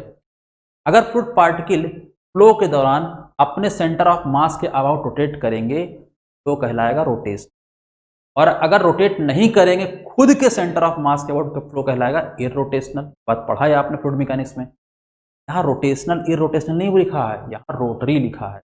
रोटरी का मतलब क्या होता है, फ्लूइड पार्टिकल अपने सेंटर ऑफ मास के अबाउट रोटेट करें ना, वो बात नहीं हो रही यहाँ पे। फ्लूइड पार्टिकल किसी और सेंटर, किसी दूसरे सेंटर, खुद के सेंटर नहीं, स्पेस में कहीं कोई सेंटर हो और उसके अबाउट रोटेट करे। जैसे मैं देखो, मैं अगर ऐसे रोटेट कर रहा हूँ, मैं अपने सेंटर ऑफ मास के अबाउट रोटेट कर रहा हूँ, लेकिन अगर मैं इस मार्कर को ऐसे रख लूँ, शादी होती है ना तो अग्नि को साक्षी मान के लोग घूमते हैं ऐसे, तो मैं क्या कर रहा हूँ, अपने सेंटर ऑफ मास के अबाउट रोटेट कर रहा हूँ? नहीं, मैं इस फिक्स एक्सिस के अबाउट रोटेट कर रहा हूँ। तो इस प्रकार का रोटेशन या रोटरी मोशन कहलाता है वोर्टेक्स मोशन, वोर्टेक्स फ्लो। अब देखते हैं वोर्टेक्स फ्लो क्या है। ठीक है, देखिए वोर्टेक्स फ्लो के बारे में पहले यहाँ हमने एक परिभाषा लिखी है, क्या लिखी है देखो, वोर्टेक्स फ्लो, वोर्टेक्स फ्लो या rotary flow, when whole fluid, पूरा fluid, fluid mass, when whole fluid mass, total fluid जो है, rotates about a fixed axis, पूरा फ्लूइड मास जो भी फ्लूइड है वो एक फिक्स एक्सिस के अबाउट रोटेट करना शुरू कर दे, फ्लो कहलाता है वोर्टेक्स फ्लो या रोटरी फ्लो। ठीक है, अच्छा इस दौरान आप पाएंगे कि जो वोर्टेक्स फ्लो होता है, जो स्ट्रीम लाइंस होती हैं, स्ट्रीम लाइन मैंने पढ़ाई है आपको, स्ट्रीम लाइंस कंसेंट्रिक संकेंद्री वृत्त होते हैं, कंसेंट्रिक सर्किल्स मिलेंगे। ये देखो यहाँ स्ट्रीम लाइंस हैं, सब क्या है, ये स्ट्रीम लाइंस हैं, क्या है, वृत्त है ना, सर्किल है ना, संकेंद्री, संकेंद्री। थोड़ा सा एक गड़बड़ है इस फिगर में, मैं भी बताऊंगा आपको क्या गड़बड़ है। यहाँ से मैंने इस फिगर को कॉपी किया है, वहाँ एक गड़बड़ है, ये मैंने कॉपी किया, मैं बनाया थोड़ी ना हूँ, मैं तो चोरी किया हूँ वहीं से, कॉपी किया हूँ उसे। अब इस कॉपी किया हूँ लेकिन इसमें एक कमी है, मैं बताऊंगा अभी आपको। ये देखो ये संकेंद्री वृत्त हैं, ये देखो संकेंद्री वृत्त हैं, इस क्या है, वोर्टेक्स फ्लो के फिगर हैं। ये फोर्स वोर्टेक्स का है, ये फ्री वोर्टेक्स का, फ्री फोर्स्ड, ठीक है, फोर्स वोर्टेक्स, फोर्स या फोर्स्ड। ठीक है, अब देखो क्या है, आगे बढ़ते हैं। तो वोर्टेक्स फ्लो का मतलब समझ में आ गया। अब वोर्टेक्स फ्लो दो प्रकार का होता है, एक होता है फ्री या फोर्स। फ्री और फोर्स्ड में मतलब समझते हैं, पहले हम समझते हैं फोर्स्ड को। देखो फोर्स वोर्टेक्स फ्लो, वो फोर्स्ड, फोर्स का मतलब होता है बलपूर्वक, जैसे आपने कई बार सुना होगा फोर्स्ड लेबर, मतलब किसी को बलपूर्वक काम करवाना, मतलब बलपूर्वक श्रम करवाना, ठीक है, बलात् श्रम। ठीक है, तो फोर्स्ड का मतलब होता है बलपूर्वक। बलपूर्वक का मतलब क्या, बाहर से कोई एक्सटर्नल फैक्टर के द्वारा, किसी एक्सटर्नल एजेंसी के द्वारा, किसी एक्सटर्नल कारक के द्वारा, किसी बाह्य कारक के द्वारा अगर आप ये वोर्टेक्स मोशन करा रहे हैं, वोर्टेक्स मोशन, ये रोटरी मोशन अगर आप किसी बाह्य कारक, बाहरी कारण के द्वारा करा रहे हैं, तब ये फ्लो कहलाता है, ये वोर्टेक्स फ्लो कहलाता है फोर्स वोर्टेक्स फ्लो। जैसे एग्जांपल मान लीजिए आपने क्या किया, एक कंटेनर लिया, ठीक है, देखिए ये कंटेनर लिया, इसे पानी यहां तक भर दिया, यहां तक नहीं भरा, सॉरी यहां तक भरा, यहां तक पानी भरा, यह लिक्विड का फ्री सरफेस, ये लिक्विड का फ्री सरफेस है, ठीक, आपने यहां तक भरा। अब आपने क्या किया, इस बर्तन को रोटेट करना शुरू किया। अभी बर्तन को जब रोटेट करो किसी कांस्टेंट एंगुलर वेलोसिटी पे, तो आप रोटेट करने में कुछ एनर्जी खर्च नहीं होगी, होगी खर्च, आप रोटेट कर रहे हो, एनर्जी खर्च होगी। तो कुछ समय बाद आप पाओगे कि ये जो लिक्विड का फ्री सरफेस हॉरिजॉन्टल है, ये लिक्विड का फ्री सरफेस ऐसा हो जाएगा, और ये पैराबोलॉइड है। मैंने ये पढ़ाया भी आपको, पैराबोलॉइड, ठीक है। कुछ किनारों पे चढ़ जाएगा और कुछ सेंटर पे उतर जाएगा। यहाँ कुछ डिप्रेशन होगा, कुछ यहाँ पे राइज होगा। हाँ, ये राइज, ये डिप्रेशन बराबर होते हैं, पढ़ा चुका हूँ। ये फोर्स वोर्टेक्स है। फोर्स वोर्टेक्स फ्लो में क्या होती है, एनर्जी खर्च होती है। वही देखो मैंने यहाँ परिभाषा लिख रखी है, पहले देखो फ्री वोर्टेक्स लिखा है, फ्री वोर्टेक्स से पहले force vortex. Force vortex when fluid mass, मतलब फ्लूइड, पूरा फ्लूइड मास का मतलब fluid is made to rotate, made to rotate का मतलब रोटेट करवाया जाता है by means of some external, by means of, sorry, by means of some external, मतलब कोई बाहरी एजेंट होगा, कोई बाहरी कारक होगा। एजेंट का मतलब यहाँ एजेंसी का मतलब कोई कंपनी नहीं है, एजेंसी का मतलब कारक, कोई बाहरी कारक। It is called force vortex, ठीक है। और फ्री वोर्टेक्स की परिभाषा देखते हैं। When fluid mass, fluid mass rotates without any externally applied force, it is called free vortex flow, ठीक है। अब समझने के लिए मैं इसको एक छोटा सा एग्जांपल ले रहा हूं जिससे आप समझ जाओगे। देखो, मान लो आपने एक बर्तन लिया, ये बर्तन, इस बर्तन में लिक्विड भरा, ये लिक्विड भर दिया, और इस बर्तन को नीचे जो हैंडल लगा उससे रोटेट करना शुरू किया किसी कांस्टेंट एंगुलर वेलोसिटी पे, रोटेट कराना शुरू किया। रोटेट कराना शुरू करोगे तो लिक्विड ऐसा हो जाएगा, पैराबोलॉइड, ठीक। ये कैसा फ्लो होगा, फोर्स वोर्टेक्स फ्लो, क्योंकि आप रोटेट करवा रहे हो, एनर्जी खर्च कर रहे हो। लेकिन एक काम करो, जब बर्तन रोटेट करोगे तो क्या इसके अंदर का फ्लूइड भी सही रहेगा, रोटेट करेगा, एक साथ में रोटेट करेगा। अगर मैं एक काम करूं, ये जो फोर्स लगा के रोटेट कर रहा था इसको फोर्स लगाना बंद कर दूं, जैसे मैं फोर्स लगाना बंद करूंगा तो क्या इसके अंदर जो लिक्विड है वो रोटेट करना तुरंत बंद कर देगा, कुछ देर बाद बंद करेगा? आंसर होगा कुछ देर बाद बंद करेगा। तो जैसे ही मैंने फोर्स लगाना बंद किया, उस क्षण से जो फ्लूइड का रोटेशन हो रहा है वो कहलाएगा फ्री वोर्टेक्स। जब तक मैं फोर्स लगा रहा तब तक कहलाएगा फोर्स वोर्टेक्स फ्लो। समझ में आया? अगर नहीं आया तो फिर एक एग्जांपल। आपने घर में कपड़ा धुला है, कपड़े धुलने के लिए क्या करते हैं, पहले एक बाल्टी लेते हैं, बाल्टी में क्या करते हैं हम लोग, पानी भरते हैं और फिर डिटर्जेंट पाउडर, जिसको आप बोलते हो सर्फ, को डालते हैं। डालने के बाद उसे घोलते हैं, मिक्स करते हैं, चर्निंग करते हैं। कैसे करते हैं, बाल्टी में हाथ डाला और ये चलाया, चलाते रहते, चलाने से क्या होता है, डिटर्जेंट घुल जाता है और फेन उठने लगता है। देखा है ना आपने? मान लीजिए आपने बाल्टी में पानी डाला, डिटर्जेंट नहीं डाला, कि हम साफ बर्तन थोड़ी धुलने जा रहे हैं, कपड़ा थोड़ी धुलने जा रहे हैं, हम तो समझाने जा रहे हैं आपको vortex, free vortex and force vortex. अब बाल्टी में आपने पानी डाला, केवल पानी, हाथ को डालो और हाथ से पानी को नचाओ। क्या पानी रोटेट कर रहा है? यस, पानी रोटेट कर रहा है। क्या ये पानी अपने आप रोटेट कर रहा है या किसी बाहरी कारक के कारण रोटेट कर रहा है? आप कहोगे बाहरी कारक के कारण रोटेट कर रहा है। वो बाहरी कारक क्या है? मेरे द्वारा लगाया गया फोर्स, या मेरे द्वारा लगाया गया टॉर्क, या मेरे द्वारा दी गई एनर्जी। आपको फोर्स भी दिखेगा, टॉर्क भी दिखेगा, एनर्जी भी दिखेगी। ये संबंधित चीजें हैं, ठीक है। फोर्स होगा तो टॉर्क भी होगा, एनर्जी होगा, सब दिखेगी आपको। मतलब फोर्स होगा तो टॉर्क होगा जरूरी नहीं है, लेकिन यहां मैं बता रहा हूं। आप कह सकते हो मैं फोर्स लगा रहा हूं, आप कह सकते हो मैं टॉर्क लगा रहा हूं, या आप कह सकते हो मैं एनर्जी दे रहा हूं। मतलब बाहर से ट्रांसफर हो रहा है एनर्जी का, फोर्स आ रहा है, टॉर्क आ रहा है। तो बाहर यहाँ एक्सटर्नल एजेंसी कौन है? मैं। तो मैं यहाँ पे बाल्टी में रखे हुए पानी को, मतलब एक्सटर्नल एजेंसी के माध्यम से बाल्टी में रखे हुए पानी को रोटेट करवा रहा हूं। ये जो रोटेशन हो रहा है फ्लूइड का, रोटरी मोशन हो रहा है, रोटरी मोशन को क्या बोलते हैं? Vortex motion.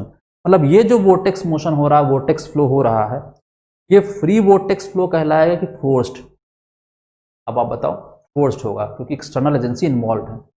ये रोटेट करते करते करते करते मैंने हाथ को निकाल लिया, बाल्टी में रखा हुआ, बाल्टी में रोटेट करता हुआ पानी झम से रुक जाएगा अचानक से। अब मेरे हाथ निकालने के बाद भी बाल्टी में पानी जो है वो रोटेट करेगा, लेकिन अब मेरे हाथ निकालने के बाद पानी रोटेट कर रहा है? यस। अब मैं बोलूं मेरे हाथ निकालने के बाद पानी जो रोटेट कर रहा है, ये फ्लो कैसा है? ये वोर्टेक्स है? यस। और फ्री की फोर्स? अब आंसर होगा फ्री। अब आप कहोगे सर फ्री कैसे, ये रोटेशन अपने आप थोड़ी ना हो रहा है, ये तो आपने करवाया है। बात अलग है कि आपने बल कुछ देर पहले लगाया है और फिर हाथ निकाल लिया और अब उसी बल से ये रोटेट कर रहा है। बिल्कुल, जब तक मैं फोर्स लगा रहा हूं तब तक तो फोर्स्ड है, तब तक तो फोर्स्ड वोर्टेक्स है। लेकिन अगर मैंने हाथ निकाल लिया के बाद भी रोटेशन हो रहा है तब वो फ्री में ही आएगा, तब वो फ्री वोर्टेक्स की कैटेगरी में ही आएगा। अब आप कहोगे सर ये रोटेट फिर क्यों कर रहा है, इस समय तो आप बल नहीं लगा रहे हो। मैंने पहले तो लगाया है ना, लेकिन पहले लगाया है, अभी नहीं लगाया है। तो अगर अभी नहीं लगा रहा हूं तो ये फ्री है। मतलब जिस समय रोटेशन हो रहा है उस समय कोई बाह्य कारक मौजूद है कि नहीं। अगर बाह्य कारक मौजूद है तो फोर्स्ड वोर्टेक्स, और अगर बाह्य कारक उस समय मौजूद नहीं है तो वो क्या है। तो अगर किसी फ्लूइड को पहले से कोई रोटरी मोशन आपने दे दिया है फोर्स लगा के, और अब फोर्स हटा लिया और उसके बाद भी रोटरी मोशन हो रहा है, तो किस में आएगा, फ्री वोर्टेक्स। का मतलब फोर्स वोर्टेक्स फ्लो वो फ्लो होते हैं जो किसी एक्सटर्नल एजेंसी के द्वारा कराए जाते हैं, मतलब बाह्य कारक के द्वारा होते हैं। और फ्री वोर्टेक्स फ्लो वो होते हैं जो रोटेट तो कर रहे हैं पर वो रोटेशन पहले कहीं फोर्स लगा हो उसके कारण हो रहा है। मतलब अगर पहले से आपने कोई रोटेशन दे दिया, पहले से मैंने हाथ लगाया, रोटेट किया, हाथ निकाल दिया, मतलब मैंने रोटरी मोशन इम्पार्ट कर दिया, I have provided rotary motion, और प्रोवाइड करने के बाद हाथ हटा लिया। तो ये रोटरी मोशन ऑलरेडी प्रोवाइडेड है ना। अगर ऑलरेडी प्रोवाइडेड है, मैं इस समय फोर्स नहीं लगा रहा हूं, मैं लगा चुका था पहले ही, तो इसका मतलब ये किस में आएगा, फ्री वोर्टेक्स में। इसका मतलब बाल्टी में रखे हुए पानी को जब तक आप हाथ से घुमा रहे हैं तब तक वो फोर्स वोर्टेक्स है, हाथ निकालने के बाद वो क्या है। ठीक है, इस एग्जांपल से मुझे उम्मीद है आपको समझ में आ गया। ठीक है, ओके। अब आप फोर्स वोर्टेक्स फ्री वोर्टेक्स समझ गए। अब दिक्कत क्या ना, छोटे छोटे एग्जाम में क्या करता है, नया तरीका है, कोई चीज डिफाइंड है, उसका एक नाम है, उसके 2-3 नाम अगर और हैं, तो अब क्या किया गया है, एक नाम से वो प्रचलित है, उसका दूसरा तीसरा नाम भी है, लेकिन कोई जानते नहीं कोई लोग। अब वो दूसरा तीसरा नाम भी पूछना शुरू कर दिए, दूसरा तीसरा नाम पूछना शुरू कर दिए। मतलब फ्री वोर्टेक्स को पोटेंशियल वोर्टेक्स या इररोटेशनल, नॉट इरिटेशनल, यहां इररोटेशनल है, इररोटेशनल, आघूर्णी, इररोटेशनल। गड़बड़ हो गया यहाँ पे, स्पेस से बाहर चला गया, आपको दिखेगा नहीं, आगे फिर से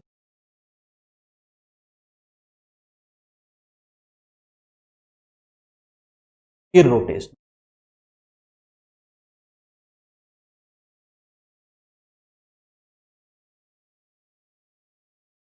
इररोटेशनल, ये इरिटेशनल नहीं, इररोटेशनल लिखा हुआ है। फ्री वोर्टेक्स को पोटेंशियल वोर्टेक्स फ्लो या इररोटेशनल वोर्टेक्स फ्लो ही बोलते हैं।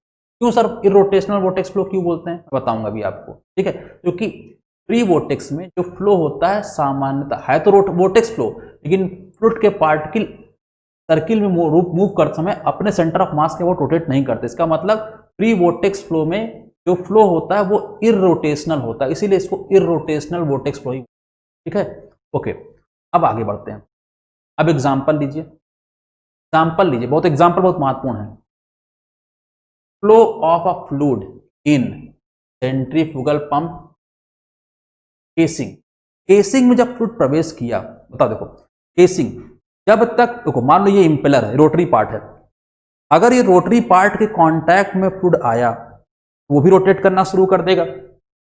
लेकिन अगर ये जो फ्लूइड रोटेट कर रहा है, ये क्यों रोटेट कर रहा है, क्योंकि ये रोटरी पार्ट था, रोटरी पार्ट के कांटेक्ट में आया तो इसलिए वो भी रोटेट कर रहा है। लेकिन ये रोटरी पार्ट अपने आप रोटेट कर रहा है कि इसको पीछे से कोई एनर्जी मिल रही है। तो आप कहोगे एनर्जी मिल रही है, कौन दे रहा है, आप कहोगे सर मोटर दे रहा है, मोटर। इसका मतलब ये रोटरी पार्ट एक एनर्जी के कारण रोटेट कर रहा है, एक एनर्जी खा के रोटेट कर रहा है। और अगर ये फ्लूइड से कांटेक्ट में आ गया तो ये फ्लूइड भी रोटेट करना शुरू कर देगा। लेकिन ये फ्लूइड रोटेट कर रहा है तो इस फ्लूइड के रोटेशन के लिए एनर्जी कहां से आ रही है, इस इंपेलर से, और इंपेलर को ऊर्जा कहां से मिल रही है, मोटर से। तो इसका मतलब ये फ्लूइड का पार्टिकल जो इंपेलर के साथ रोटेट कर रहा है ये भी ऊर्जा खा रहा है। और अभी मैंने बताया अगर ऊर्जा खा के कोई चीज रोटेट कर रही है तो फ्री वोर्टेक्स की फोर्स वोर्टेक्स, फोर्स वोर्टेक्स। इसका मतलब जब तक पानी इंपेलर के कांटेक्ट में रहेगा, रोटेटिंग एलिमेंट के कांटेक्ट में रहेगा, तब तक उस इंपेलर रोटेट कर रहा है, कांटेक्ट में आया पानी भी रोटेट करेगा, रोटेट करेगा मतलब वोर्टेक्स फ्लो। लेकिन ये जो पानी है रोटेशन के दौरान एनर्जी खा रहा है, अपने आप स्वतः रोटेट नहीं कर रहा है, रोटेशन के दौरान एनर्जी खा रहा है। तो ये किसमें आएगा, फोर्स्ड वोर्टेक्स फ्लो में। इसका मतलब जब तक पानी इम्पेलर के कांटेक्ट में रहेगा तब तक फ्लो कैसा कहलाएगा, पानी का फोर्स वोर्टेक्स। लेकिन जैसे ही पानी इम्पेलर के कांटेक्ट से बाहर गया, इम्पेलर के कांटेक्ट से बाहर जाएगा तो कहाँ जाएगा, केसिंग में, अगर केसिंग है तो डायरेक्ट, और अगर बीच में वोर्टेक्स चैम्बर है तो वोर्टेक्स चैम्बर में जाएगा।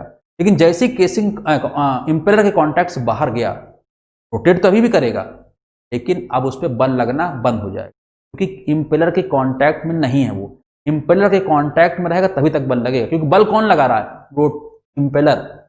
इम्पेलर के कांटेक्ट से बाहर गया पानी, बल लगना बंद, लेकिन रोटेशन अगर हो रहा है तो अब किस में आएगा, फ्री वोर्टेक्स में। वही देखो लिखा है, flow of a fluid in a centrifugal pump casing.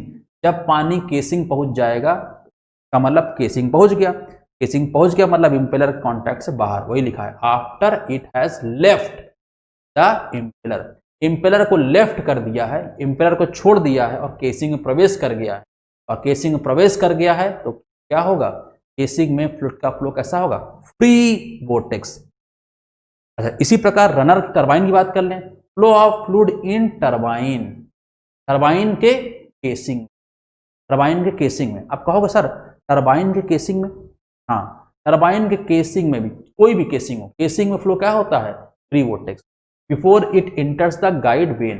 हाँ केसिंग के अंदर, ठीक है, जब तक पानी केसिंग के अंदर रहता है तब तक फ्लो कैसा होता है, फ्री वोर्टेक्स।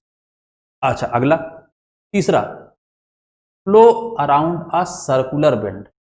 सर्कुलर बेंड अगर है, मतलब सर्कुलर पाइप हो और बेंड हो तो वहां पे भी फ्लो क्या होता है, फ्री वोर्टेक्स होता है। यहां थोड़ा दिखाते हैं कैसे, देखो मान लो ये एक बेंड है, ये पाइप। अब आपको पता होगा जब फ्लूइड अंदर प्रवेश करेगा, उधर निकलेगा, तो यहां पे क्या होता है, जो फ्लूइड सेंटर के पास होता है, मतलब इधर सेंटर करें, मतलब इधर मान लो ये सेंटर है, सेंटर किसका का सेंटर है, इस बेंड का सेंटर, इस बेंड का सेंटर। अब ये कम रेडियस पे है, ये वाला ज्यादा रेडियस पे है, तो जो फ्लूइड कम रेडियस पे होता है यहाँ पे उसका प्रेशर कम होता है, और जो यहाँ पे होता है उसका प्रेशर क्या होता है, ज़्यादा होता है। इसका मतलब यहाँ पे अगर मैं बोलूँ प्रेशर P2 है और यहाँ पे मैं बोलूँ प्रेशर अगर P1 है, P2 will be more than P2 क्या होगा, P1 ज़्यादा होगा। मतलब यहाँ प्रेशर ज़्यादा, यहाँ प्रेशर कम, यहाँ प्रेशर ज़्यादा, यहाँ प्रेशर कम। अब मैं एक काम करता हूँ, एक बात बताओ, अगर मैं यहाँ पे ऐसे पाइप को काट दूं और काटने के बाद यहां जो सर्किल होगा उसे यहां बनाऊं, अब एक बात बताओ, जो पानी यहां पे होगा क्या होगा, देखो ये पानी है, इधर प्रेशर हाई है, इधर प्रेशर लो है, तो पानी क्या होगा, हाई प्रेशर से लो प्रेशर की ओर फ्लो करेगा। यहाँ वाला जो पानी है, इधर हाई प्रेशर है, इधर प्रेशर हाई है P2, पानी इधर की ओर आए, ऐसे इधर, ठीक है, इधर प्रेशर क्या है, P2 से P1 की तरफ पानी आएगा, हाई प्रेशर से लो प्रेशर, और उसके बाद ये पानी ऐसे घूम जाएगा और फिर यहाँ पे ऐसे आएगा, और ये पानी ऐसे घूम, देखो तो यहाँ दो भावर धाराएं बनी नहीं बनी, एडी करेंट्स। इसी को बोल रहा है सर्कुलर बेंड पर जो होगा आपका फ्री वोर्टेक्स बन। ये फ्री वोर्टेक्स हम बाहर से कोई एनर्जी थोड़ी लगा रहे हैं, फोर्स प्रेशर डिफरेंस कारण अपने आप पैदा हो गया, ठीक है, तो यही है आपका फ्री वोर्टेक्स। तो flow around a circular bend के अराउंड होगा तो वहां पे क्या होगा, आपका फ्री वोर्टेक्स होगा। ये मुझे लगता है यही कहना चाह रहा है, ये घटना होती तो है तो एडी करंट्स बोलते हैं। अब ये लाइन यही कहना चाह रही है, ये मैं थोड़ा डाउटफुल हूँ, हाँ हो सकता है ऐसा कुछ और अर्थ हो, लेकिन ये होता है, ये बात कंफर्म है कि प्रेशर डिफरेंस के कारण ये सब फ्लो होता है, ऐसा एक एडी करंट्स बनती है, इसको एडी करंट्स बोलते हैं नॉर्मली। अब मेरे हिसाब से मुझे तो लगता है इसी की बात कर रहा है, हो सकता है कुछ और बात भी कहना चाह रहा हो यहाँ पर, लेकिन अगर एग्जाम में कभी आएगा तो यही लिखा रहेगा, flow around a circular bend, और आपको रट लेना सर्कुलर बेंड के अराउंड फ्लो लिखा हो समझ जाना फ्री वोर्टेक्स, ठीक है, दिमाग मत खराब करना। बहुत से लोग होते हैं इसी में परेशान होते हैं, आपके सर ने ये इसका ये अर्थ बताया है, ये गलत है, हो सकता है गलत है, मैं सर्वज्ञानी थोड़ी ना हूँ, मुझे भी लिमिटेड चीज़ पता है, मैं भी एक विद्यार्थी था, पढ़ते पढ़ते अध्यापक बन गया, मुझे सब कुछ थोड़ी आता है, और मुझे नहीं, दुनिया में कोई आदमी को सब कुछ नहीं आता है, और इस बात को हम सबको एक्सेप्ट करना चाहिए, ठीक है। तो मैं बता रहा हूँ मुझे इसका ये अर्थ लग रहा है, हो सकता है ऐसा कोई और अर्थ भी हो, लेकिन वो बात सही है अपने आप में कि ऐसा होता है पंप बेंड पे। ओके, अगला, flow through small hole in a wash basin और बाथ टब। मान लो कोई बाथ टब है जहां नहाते हैं लोग टब में, या वॉश बेसिन जहां हाथ धुलते हैं। अगर आपने कभी वॉश बेसिन में हाथ धुला हो, तो पानी भर जाए, जो प्लग होता है नीचे वो बंद कर दो और पानी भर जाए, और उस प्लग को धीरे से खोलो।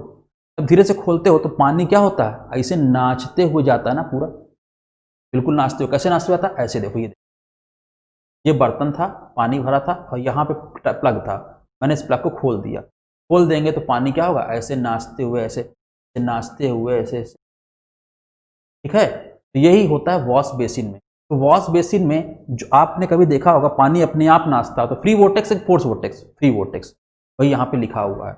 और अगला क्या है, flow in a Whirlpool in river. नदियों में, नदी में, नाले में, नाली में, कहीं पे भी अगर आपने देखा हो, कहीं कहीं जब बारिश वगैरह होती है, पानी बह रहा होता है, तो एक भंवर धारा बनी रहती है।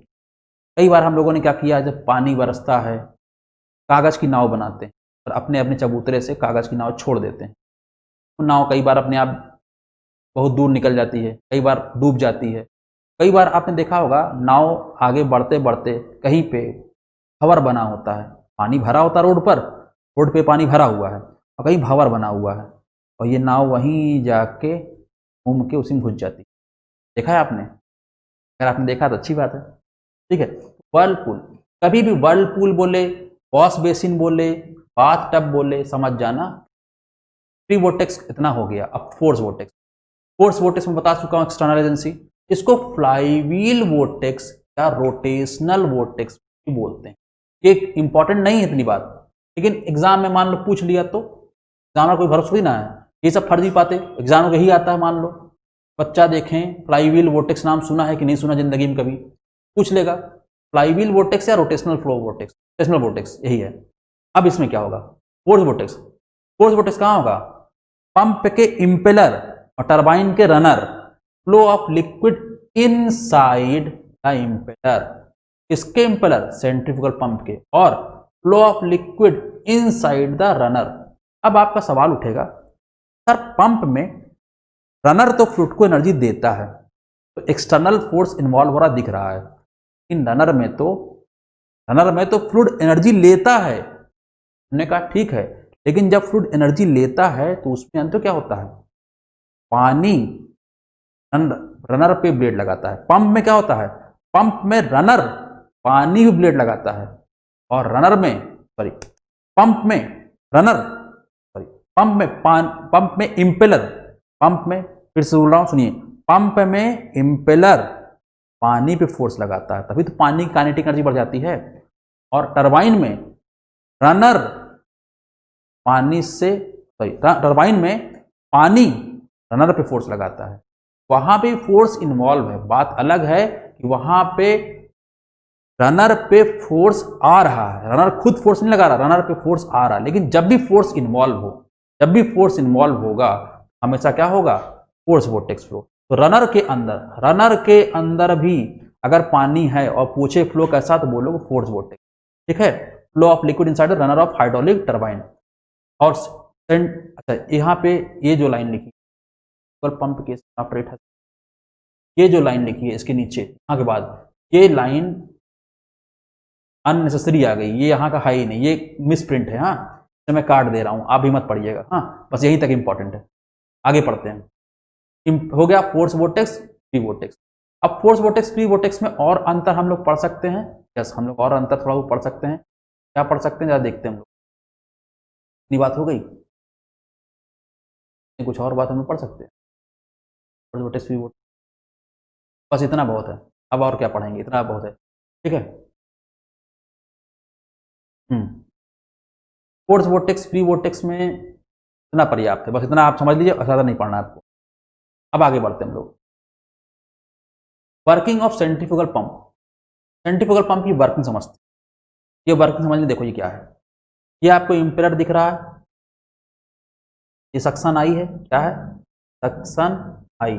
सक्शन आई मतलब वो हिस्सा जहां पानी प्रवेश करेगा पंप में, और ये कहां पे होता है, सेंटर।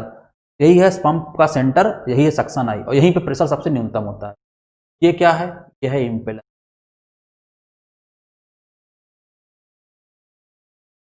केसिंग दिख रहा है आपको? ये है केसिंग।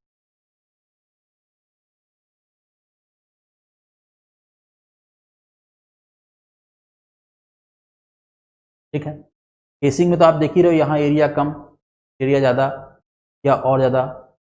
हमने वॉल्यूट पंप लिया है, हाँ, डिफ्यूज़र केसिंग वगैरह नहीं लिया है। और ये है इम्पेलर की ब्लेड्स आपको दिख रही हैं, ये इम्पेलर की ब्लेड्स हैं। अब बताओ, अगर ये इम्पेलर ऐसे रोटेट कर रहा है तो इन ब्लेड्स को देख के बताओ ये फॉरवर्ड है कि बैकवर्ड है? बताओ। देखो, यहाँ बना रहा हूँ, ब्लेड ऐसे और इम्पेलर ऐसे रोटेट। अगर ऐसे रोटेट कर रहा है, देखो फ्लूइड ऐसे जाएगा, ये होगा VR2, और ये ऐसे रोटेट कर रहा है तो ये हो गया U2। बताओ, ये क्या है? ये एंगल जो होगा 90 से कम है। इसका मतलब क्या? ये बैकवर्ड है, बैकवर्ड कट ब्लेड है। पहचानना सीखिए, ठीक है, ये बैकवर्ड कट ब्लेड।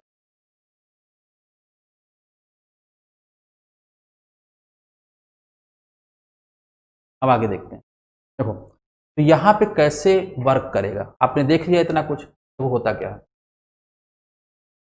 पानी यहाँ पे सक्शन आई में आया।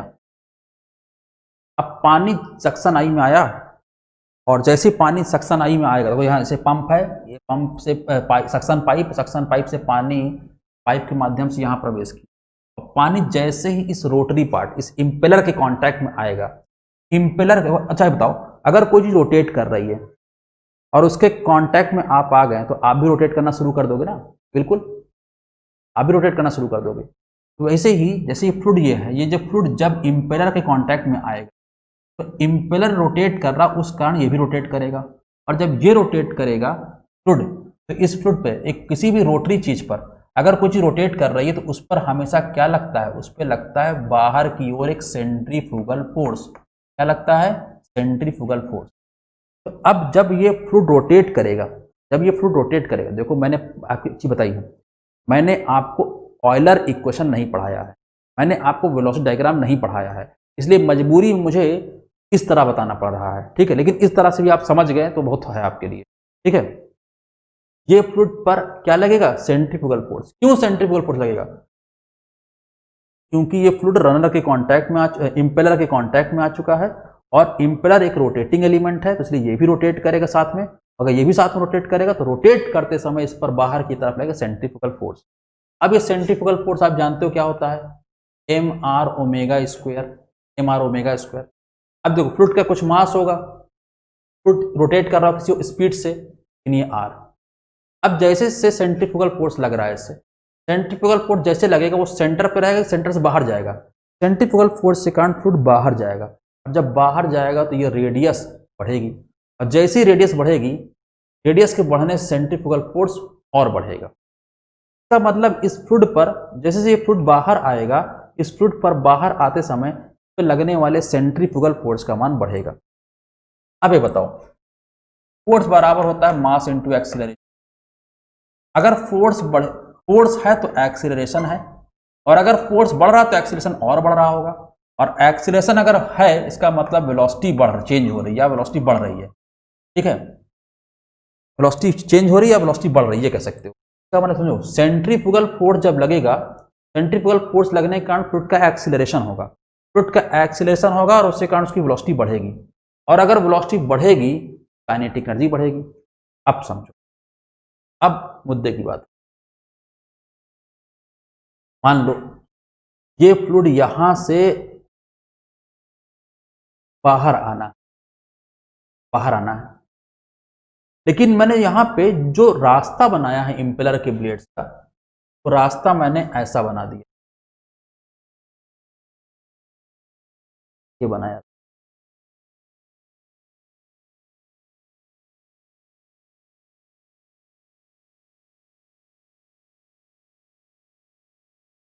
ये ब्लेड्स, ये दो ब्लेड्स हैं,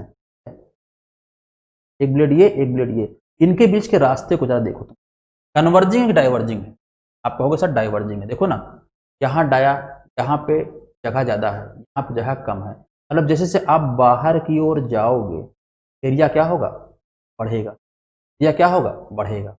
अब एक बात बताओ, अभी आपने देखा जब ये फ्लूइड बाहर की ओर जाएगा सेंट्रीफ्यूगल फोर्स बढ़ेगा, सेंट्रीफ्यूगल फोर्स बढ़ेगा तो एक्सेलरेशन बढ़ेगा, और एक्सेलरेशन अगर हो रहा है तो वेलोसिटी बढ़ेगी, और वेलोसिटी बढ़ेगी मतलब काइनेटिक एनर्जी बढ़ेगी। कुल मिला के इस इंपेलर के द्वारा इस फ्लूइड पर, इस इंपेलर के द्वारा इस फ्लूइड पर फोर्स लगेगा और उस फोर्स के कारण से काइनेटिक बढ़ेगी। इंपेलर के द्वारा फ्लूइड पे फोर्स लगेगा और उस फ्लूइड के फोर्स के द्वारा फ्लूइड की काइनेटिक एनर्जी बढ़ेगी।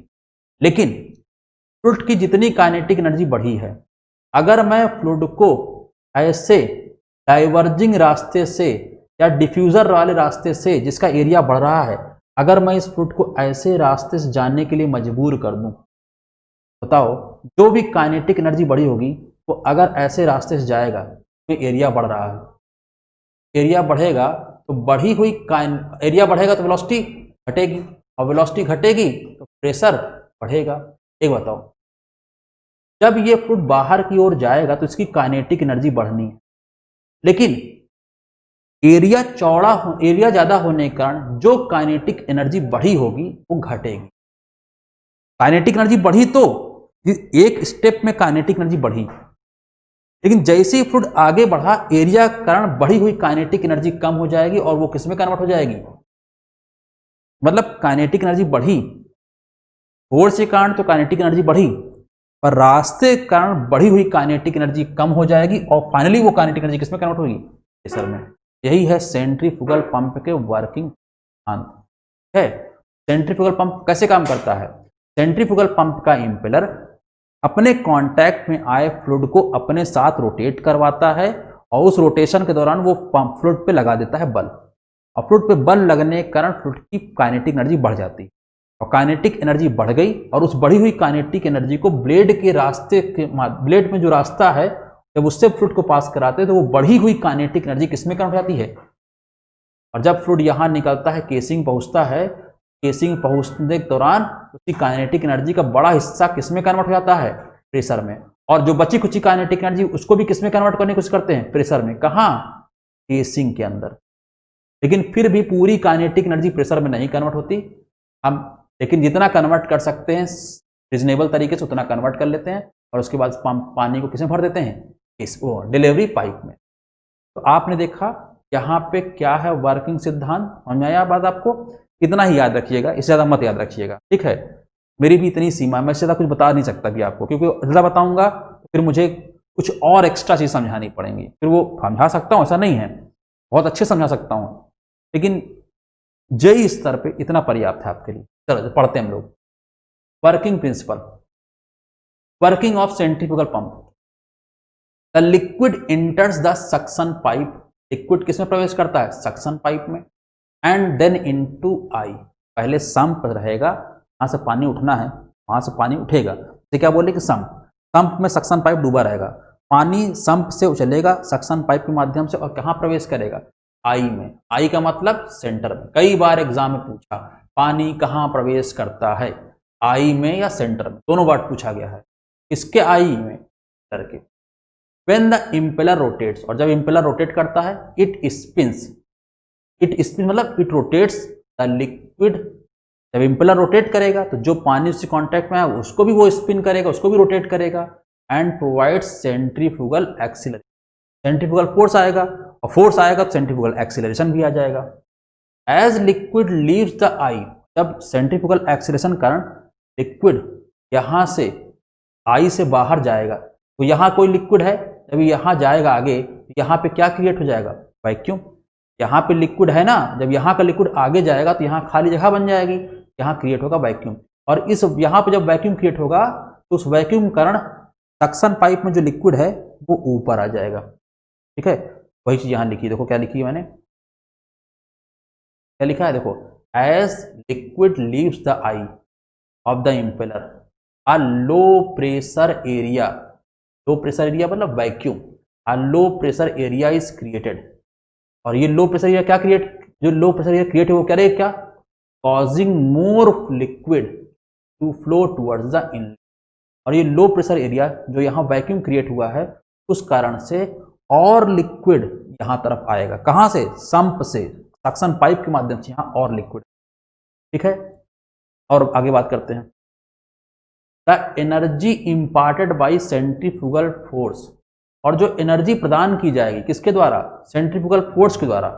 The energy imparted by centrifugal force is kinetic energy, मैंने बताया ना, सेंट्रीफ्यूगल फोर्स लगेगा, सेंट्रीफ्यूगल फोर्स के द्वारा क्या होगी, काइनेटिक एनर्जी लगेगी। और इसी काइनेटिक एनर्जी को हम किस में कन्वर्ट करेंगे, कैसे, इस रास्ते को डाइवर्जिंग बना। अच्छा, डाइवर्जिंग जब रास्ता होता है, अगर रास्ता डाइवर्जिंग है, डाइवर्जिंग रास्ते में जब मैंने वेंचुरी मीटर पढ़ाया था, वेंचुरी मीटर मैंने बताया था, डाइवर्जिंग रास्ते में जब आगे बढ़ोगे आप, क्या होता है, प्रेशर बढ़ता है। प्रेशर बढ़ता है इसका मतलब क्या, फ्लो की डायरेक्शन में आगे जाने पर प्रेशर बढ़ता है, और फ्लो की डायरेक्शन में अगर आगे जाने पर प्रेशर बढ़ रहा है तो ये अच्छी बात है, खराब बात है, फ्लो के लिए खराब बात है, क्योंकि फ्लो होना मुश्किल हो जाएगा, फ्लो रिटार्ड होगा। और जब फ्लो की डायरेक्शन में प्रेशर बढ़ता है तो हम कहते हैं इस जगह पे ऐसा प्रेशर ग्रेडियंट आ रहा है, फेवरेबल की adverse, adverse pressure gradient.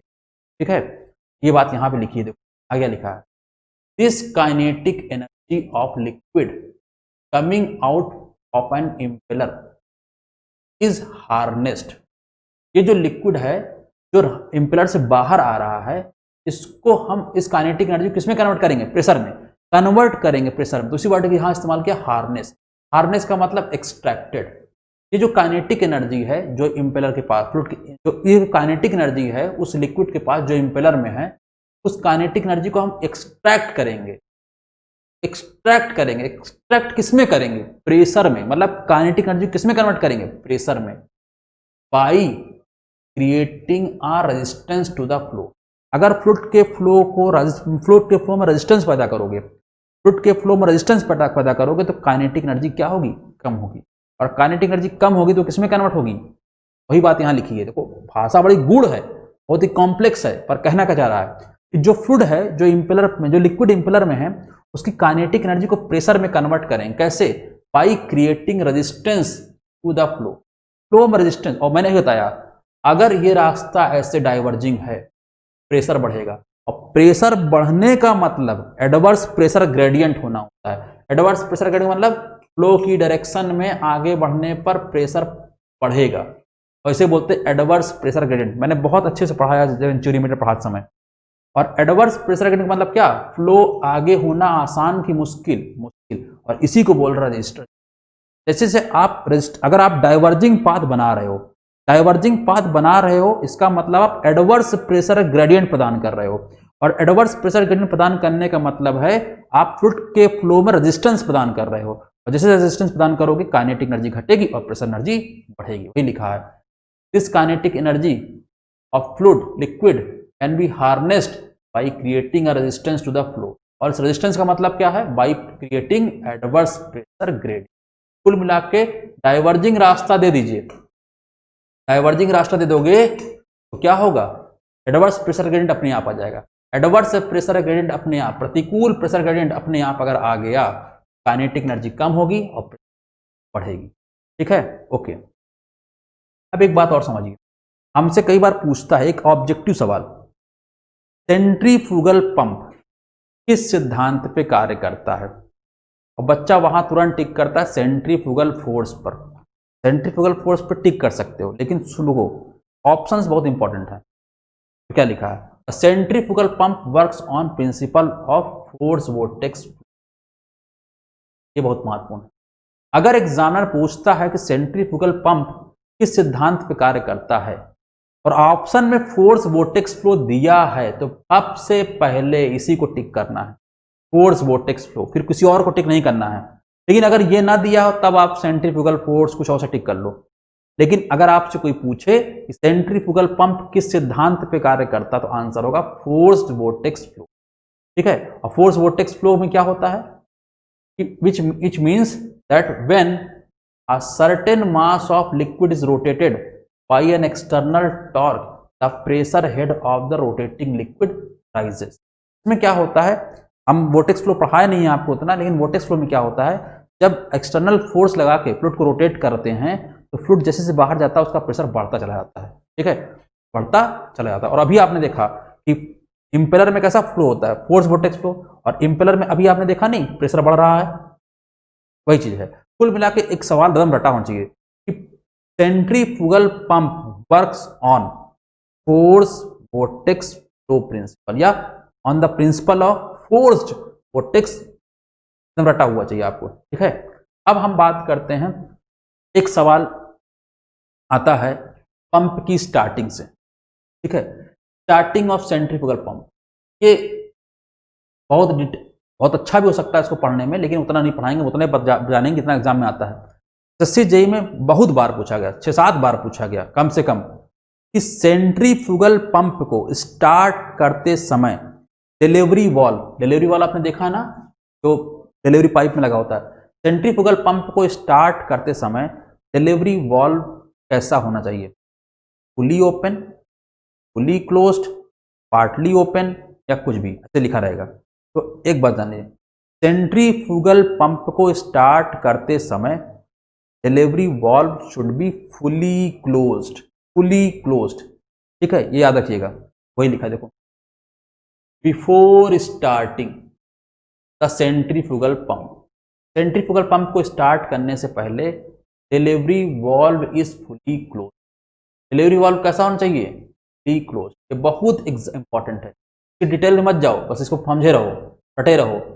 Centrifugal pump को स्टार्ट करने से पहले डिलीवरी वाल्व कैसा होना चाहिए, फुली क्लोज, एकदम tight, and pump is primed, और पंप की प्राइमिंग कर देनी चाहिए। सर ये पंप किस प्राइम्ड, प्राइमिंग क्या है, प्राइमिंग क्या है मैं बताऊंगा अभी आपको, प्राइमिंग समझाऊंगा, अभी समझाऊंगा, परेशान ना हो।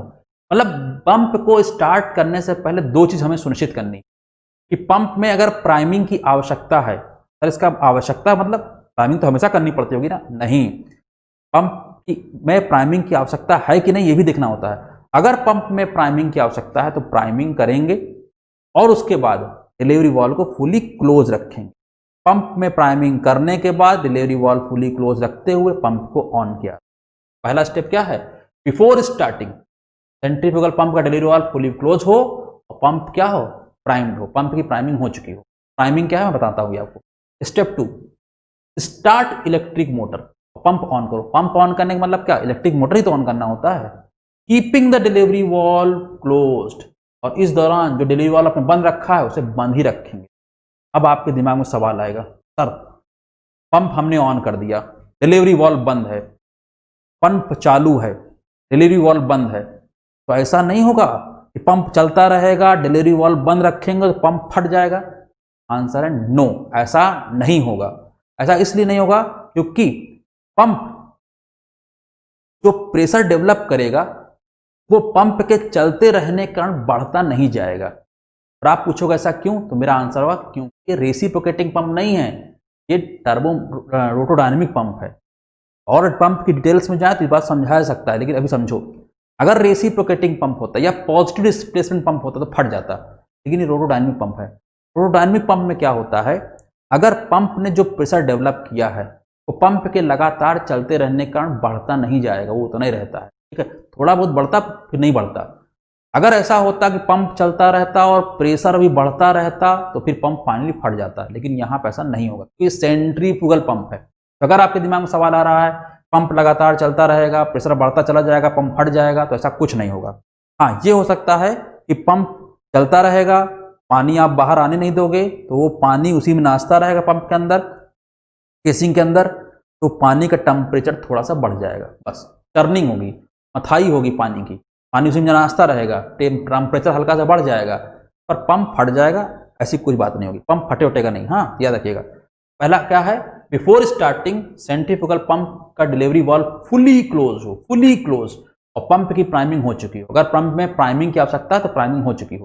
दूसरी बात, पंप के डिलीवरी वाल्व को क्लोज रखते हुए इलेक्ट्रिक मोटर ऑन करेंगे और इस दौरान पंप फटेगा नहीं। आगे क्या लिखा, when the pump attains normal speed, pump on करोगे पंप स्लो रहेगा, फिर नॉर्मल स्पीड प्राप्त कर लेगा। जब नॉर्मल स्पीड प्राप्त कर लेगा, भाई पंप चला ही हो पानी निकालने के लिए, अगर नहीं निकालना बंद किए रहो पंप चलता रहेगा, पंप चलता रहेगा, पानी उसी में नाचता रहेगा, पंप फटेगा नहीं। लेकिन समझदार व्यक्ति क्या करेगा, पंप को चलाया है, डिलीवरी वाल्व बंद किए हुए था, जब पंप नॉर्मल स्पीड प्राप्त कर लेगा तो धीरे धीरे डिलीवरी वाल्व को खोलेगा, क्योंकि उस पानी को इस्तेमाल करने के लिए पंप चलाया उसने, क्या करेगा, when the pump attains normal speed delivery valve is gradually open, delivery valve को धीरे धीरे खोलेंगे, डिलीवरी वाल्व खोल लेंगे, उसके बाद क्या होगा, सारा काम करेंगे, पंप को से जो पानी प्राप्त हो रहा है तो जो काम करना करेंगे। अब पंप को बंद करना है, अब पंप को बंद करना क्या करेंगे, अब जब पंप को बंद करना होगा तो जाकर तुरंत पंप बटन बंद कर देंगे, स्विच ऑफ कर देंगे, नहीं, डिलीवरी वाल्व को फिर धीरे धीरे क्लोज करेंगे और फुली क्लोज करेंगे। वही लिखा है, when the pump is to stop delivery valve be closed first, after that electric motor is. तो आपने क्या सीखा, इसी सीखा कि सेंट्रीफ्यूगल पंप को स्टार्ट करने से पहले और बंद करने से पहले, ऑन करना है चाहे स्विच ऑफ करना है, पहले डिलीवरी वाल्व को फुली क्लोज करेंगे, ऑन करते समय डिलीवरी वाल्व को क्लोज करेंगे तब ऑन करेंगे, ऑफ करने से पहले भी डिलीवरी वाल्व को ऑफ करेंगे तब जाकर स्विच ऑफ करेंगे। ऐसा क्यों है ये इंपॉर्टेंट नहीं है आपके लिए, क्योंकि एग्जाम में ये नहीं पूछा कि क्यों होता है, कहीं नहीं पूछा गया है, इसलिए मैं भी नहीं बता रहा हूं। आपको सिर्फ याद रखना है, स्विच ऑफ पंप को स्विच ऑन करना है चाहे पंप को स्विच ऑफ करना है, दोनों से पहले सेंट्रीफ्यूगल पंप का delivery valve fully closed, not partially, fully closed. लेकिन यही बात अगर एक्सियल फ्लो पंप की पूछे तो, यही बात रेसिप्रोकेटिंग पंप की पूछे तो दोनों में उल्ट अलग होता है। एक्सियल फ्लो पंप हो या रेसिप्रोकेटिंग पंप हो, इनको कभी भी डिलीवरी वाल्व को बंद करके स्टार्ट ना करें। इनके दौरान जब इनको स्टार्ट कर रहे हो तो delivery valve should be fully open. Exam में पूछा भी गया कि एक्सियल फ्लो पंप को स्टार्ट करते समय डिलीवरी वाल्व कैसा होना चाहिए, ओपन। रेसिप्रोकेटिंग पंप को स्टार्ट करते समय डिलीवरी वाल्व कैसा होना चाहिए, फुली ओपन। सेंट्रीफ्यूगल पंप को स्टार्ट करते समय डिलीवरी वाल्व कैसा होना चाहिए, फुली क्लोज्ड। ठीक है, ये बात समझ में आई, ये इतना हो गया। अब इसके बाद जहां तक जो मैं स्टार्टिंग, अभी मैंने यहाँ एक चीज नहीं बताई आपको कि प्राइमिंग का क्या मतलब है। मैंने एक वर्ड होता है प्राइमिंग, तो आपने डिप्लोमा में पढ़ा भी होगा प्राइमिंग वर्ड को। डिप्लोमा में इसको हिंदी में बोलते हैं पिन्हाना, पिन्हाना, पिन्हाना बोलते हैं। जैसे गाय वगैरह दुहना होता है, गाय भैंस, तो वो लोग कहते हैं ना पिन्हा रहे हैं, वही वर्ड है पिन्हाना। ठीक है, पिन्हाना वर्ड बोलते हैं। तो लेकिन प्राइमिंग है क्या, अभी मैं प्राइमिंग को समझाता हूं। ठीक है, यहां आपने एक जरूरी सवाल समझा, सेंट्रीफ्यूगल पंप को स्टार्ट करने से पहले डिलीवरी वाल्व फुली क्लोज, लेकिन यही एक्सियल फ्लो पंप या रेसिप्रोकेटिंग पंप हो तो delivery valve fully open, fully open. ठीक है, अब अगला हेडिंग है हेड और इफिशिएंसीज। बहुत सारे हेड हैं उनकी बात करना है, बहुत सारी इफिशिएंसीज हैं उनकी बात करनी है, लेकिन हेड और इफिशिएंसी की बात मैं थोड़ा बाद में करूंगा। क्यों बाद में करूंगा, सर आपको आता नहीं होगा, नहीं ऐसी बात नहीं है, ये एग्जाम में नहीं आता उतना डिटेल में, वो बता सकता हूं। बीटेक वगैरह में से न्यूमेरिकल भी ठीक ठाक आते हैं, पर एसएससी जेई में या किसी और एग्जाम में डिप्लोमा के ये उतना नहीं आता है, इसलिए मैं इसको अभी नहीं बात करूं। अब मैं बात करूंगा इफेक्ट ऑफ वेरिएशन, यहां पे ये महत्वपूर्ण है, effect of variation of speed and impeller dia. देखो आपको याद होगा मॉडल रिलेशनशिप पंप में, मैंने आपको टरबाइन पढ़ाया था, पहला था फ्लो कोएफिशिएंट Q बटे एन डी क्यू, दूसरा था और इसी से बराबर कांस्टेंट, और इसी से निकला था Q proportional to N D cube, बताया। और अगर आप यहां से डायमीटर को कांस्टेंट मान लें, Q प्रोपोर्शनल टू n होगा। ठीक है, ओके। इसी प्रकार एक था h बटे N square D square, head coefficient बराबर कांस्टेंट, और इसी से निकल के आया था h proportional to N square D square, और अगर डायमीटर चेंज नहीं हो रहा तो h प्रोपोर्शनल टू केवल n। ठीक है, Q proportional to n, h proportional to n square, और अगला था पावर कोएफिशिएंट p बटे n क्यूब d पावर 5, और इसी से ये कांस्टेंट था और इससे निकल के आया था p proportional to n cube d power 5, और अगर डायमीटर चेंज नहीं हो रहा तो p प्रोपोर्शनल टू n। वही चीज यहां बोली गई, एक हमें वेरिएशन दिखा। अगर हमसे पूछे, अब हम केवल पहले डिस्चार्ज, हेड और पावर पे स्पीड का चेंज देखते हैं। स्पीड चेंज होने से कैसे होता है, देखो इधर स्पीड रखो और इधर रखो पहले क्या, डिस्चार्ज, क्यों तो बताओ, तो जो Q वाला कर्व है वो ऐसे आएगा, लीनियर। क्यों लीनियर आएगा? तो Q proportional to n, linear diagram. तो यहाँ देखो Q प्रोपोर्शनल टू n, मतलब ये डिस्चार्ज के लिए, जब इधर डिस्चार्ज होगा और इधर स्पीड होगा तो ये वाला कर्व आएगा। इसका मतलब यहाँ 3 कर्व हैं, 3 अलग अलग डायग्राम है, लेकिन तीनों को एक साथ बनाया गया है। और अगर इधर केवल हेड रखो, हेड डिस्चार्ज हेड, तो डिस्चार्ज कह रहे हैं, स्पीड और हेड में क्या संबंध है? स्क्वायर, स्क्वायर मतलब पैराबोला। ये ऐसे आए, h प्रोपोर्शनल टू n, मतलब ये h का है। और अगर इधर पावर रखो, एक बार में एक ही रखना है, लेकिन मैंने तीनों साथ बनाया है, speed discharge, speed head, speed power, तो यहाँ पे क्यूबिक है, क्यूबिक वाला कर्व ऐसे आएगा। इनफैक्ट देखो यहाँ proportional to n, n square n cube, जैसे से पावर बढ़ा, देखो n की पावर 1, n की पावर 2, n की पावर 3, जैसे से पावर बढ़ेगा ना, ये कर्व ऐसे होता जाएगा, ठीक है। एक पर पावर बढ़ने पर ऐसा होता है। एग्जामिनर क्या कर सकता है? ये कर्व पूछ सकता है, ये संबंध पूछ सकता है। ये संबंध आपने पढ़ा है, हमने क्या लिखा है heading? Effect of variation of speed and impeller dia. Impeller dia तो देखा है नहीं, अभी किसका इफेक्ट देखा है? स्पीड का। किस पे? पावर पे, हेड पे, डिस्चार्ज पे। अब हम इम्पेलर डाया का प्रभाव भी देखें।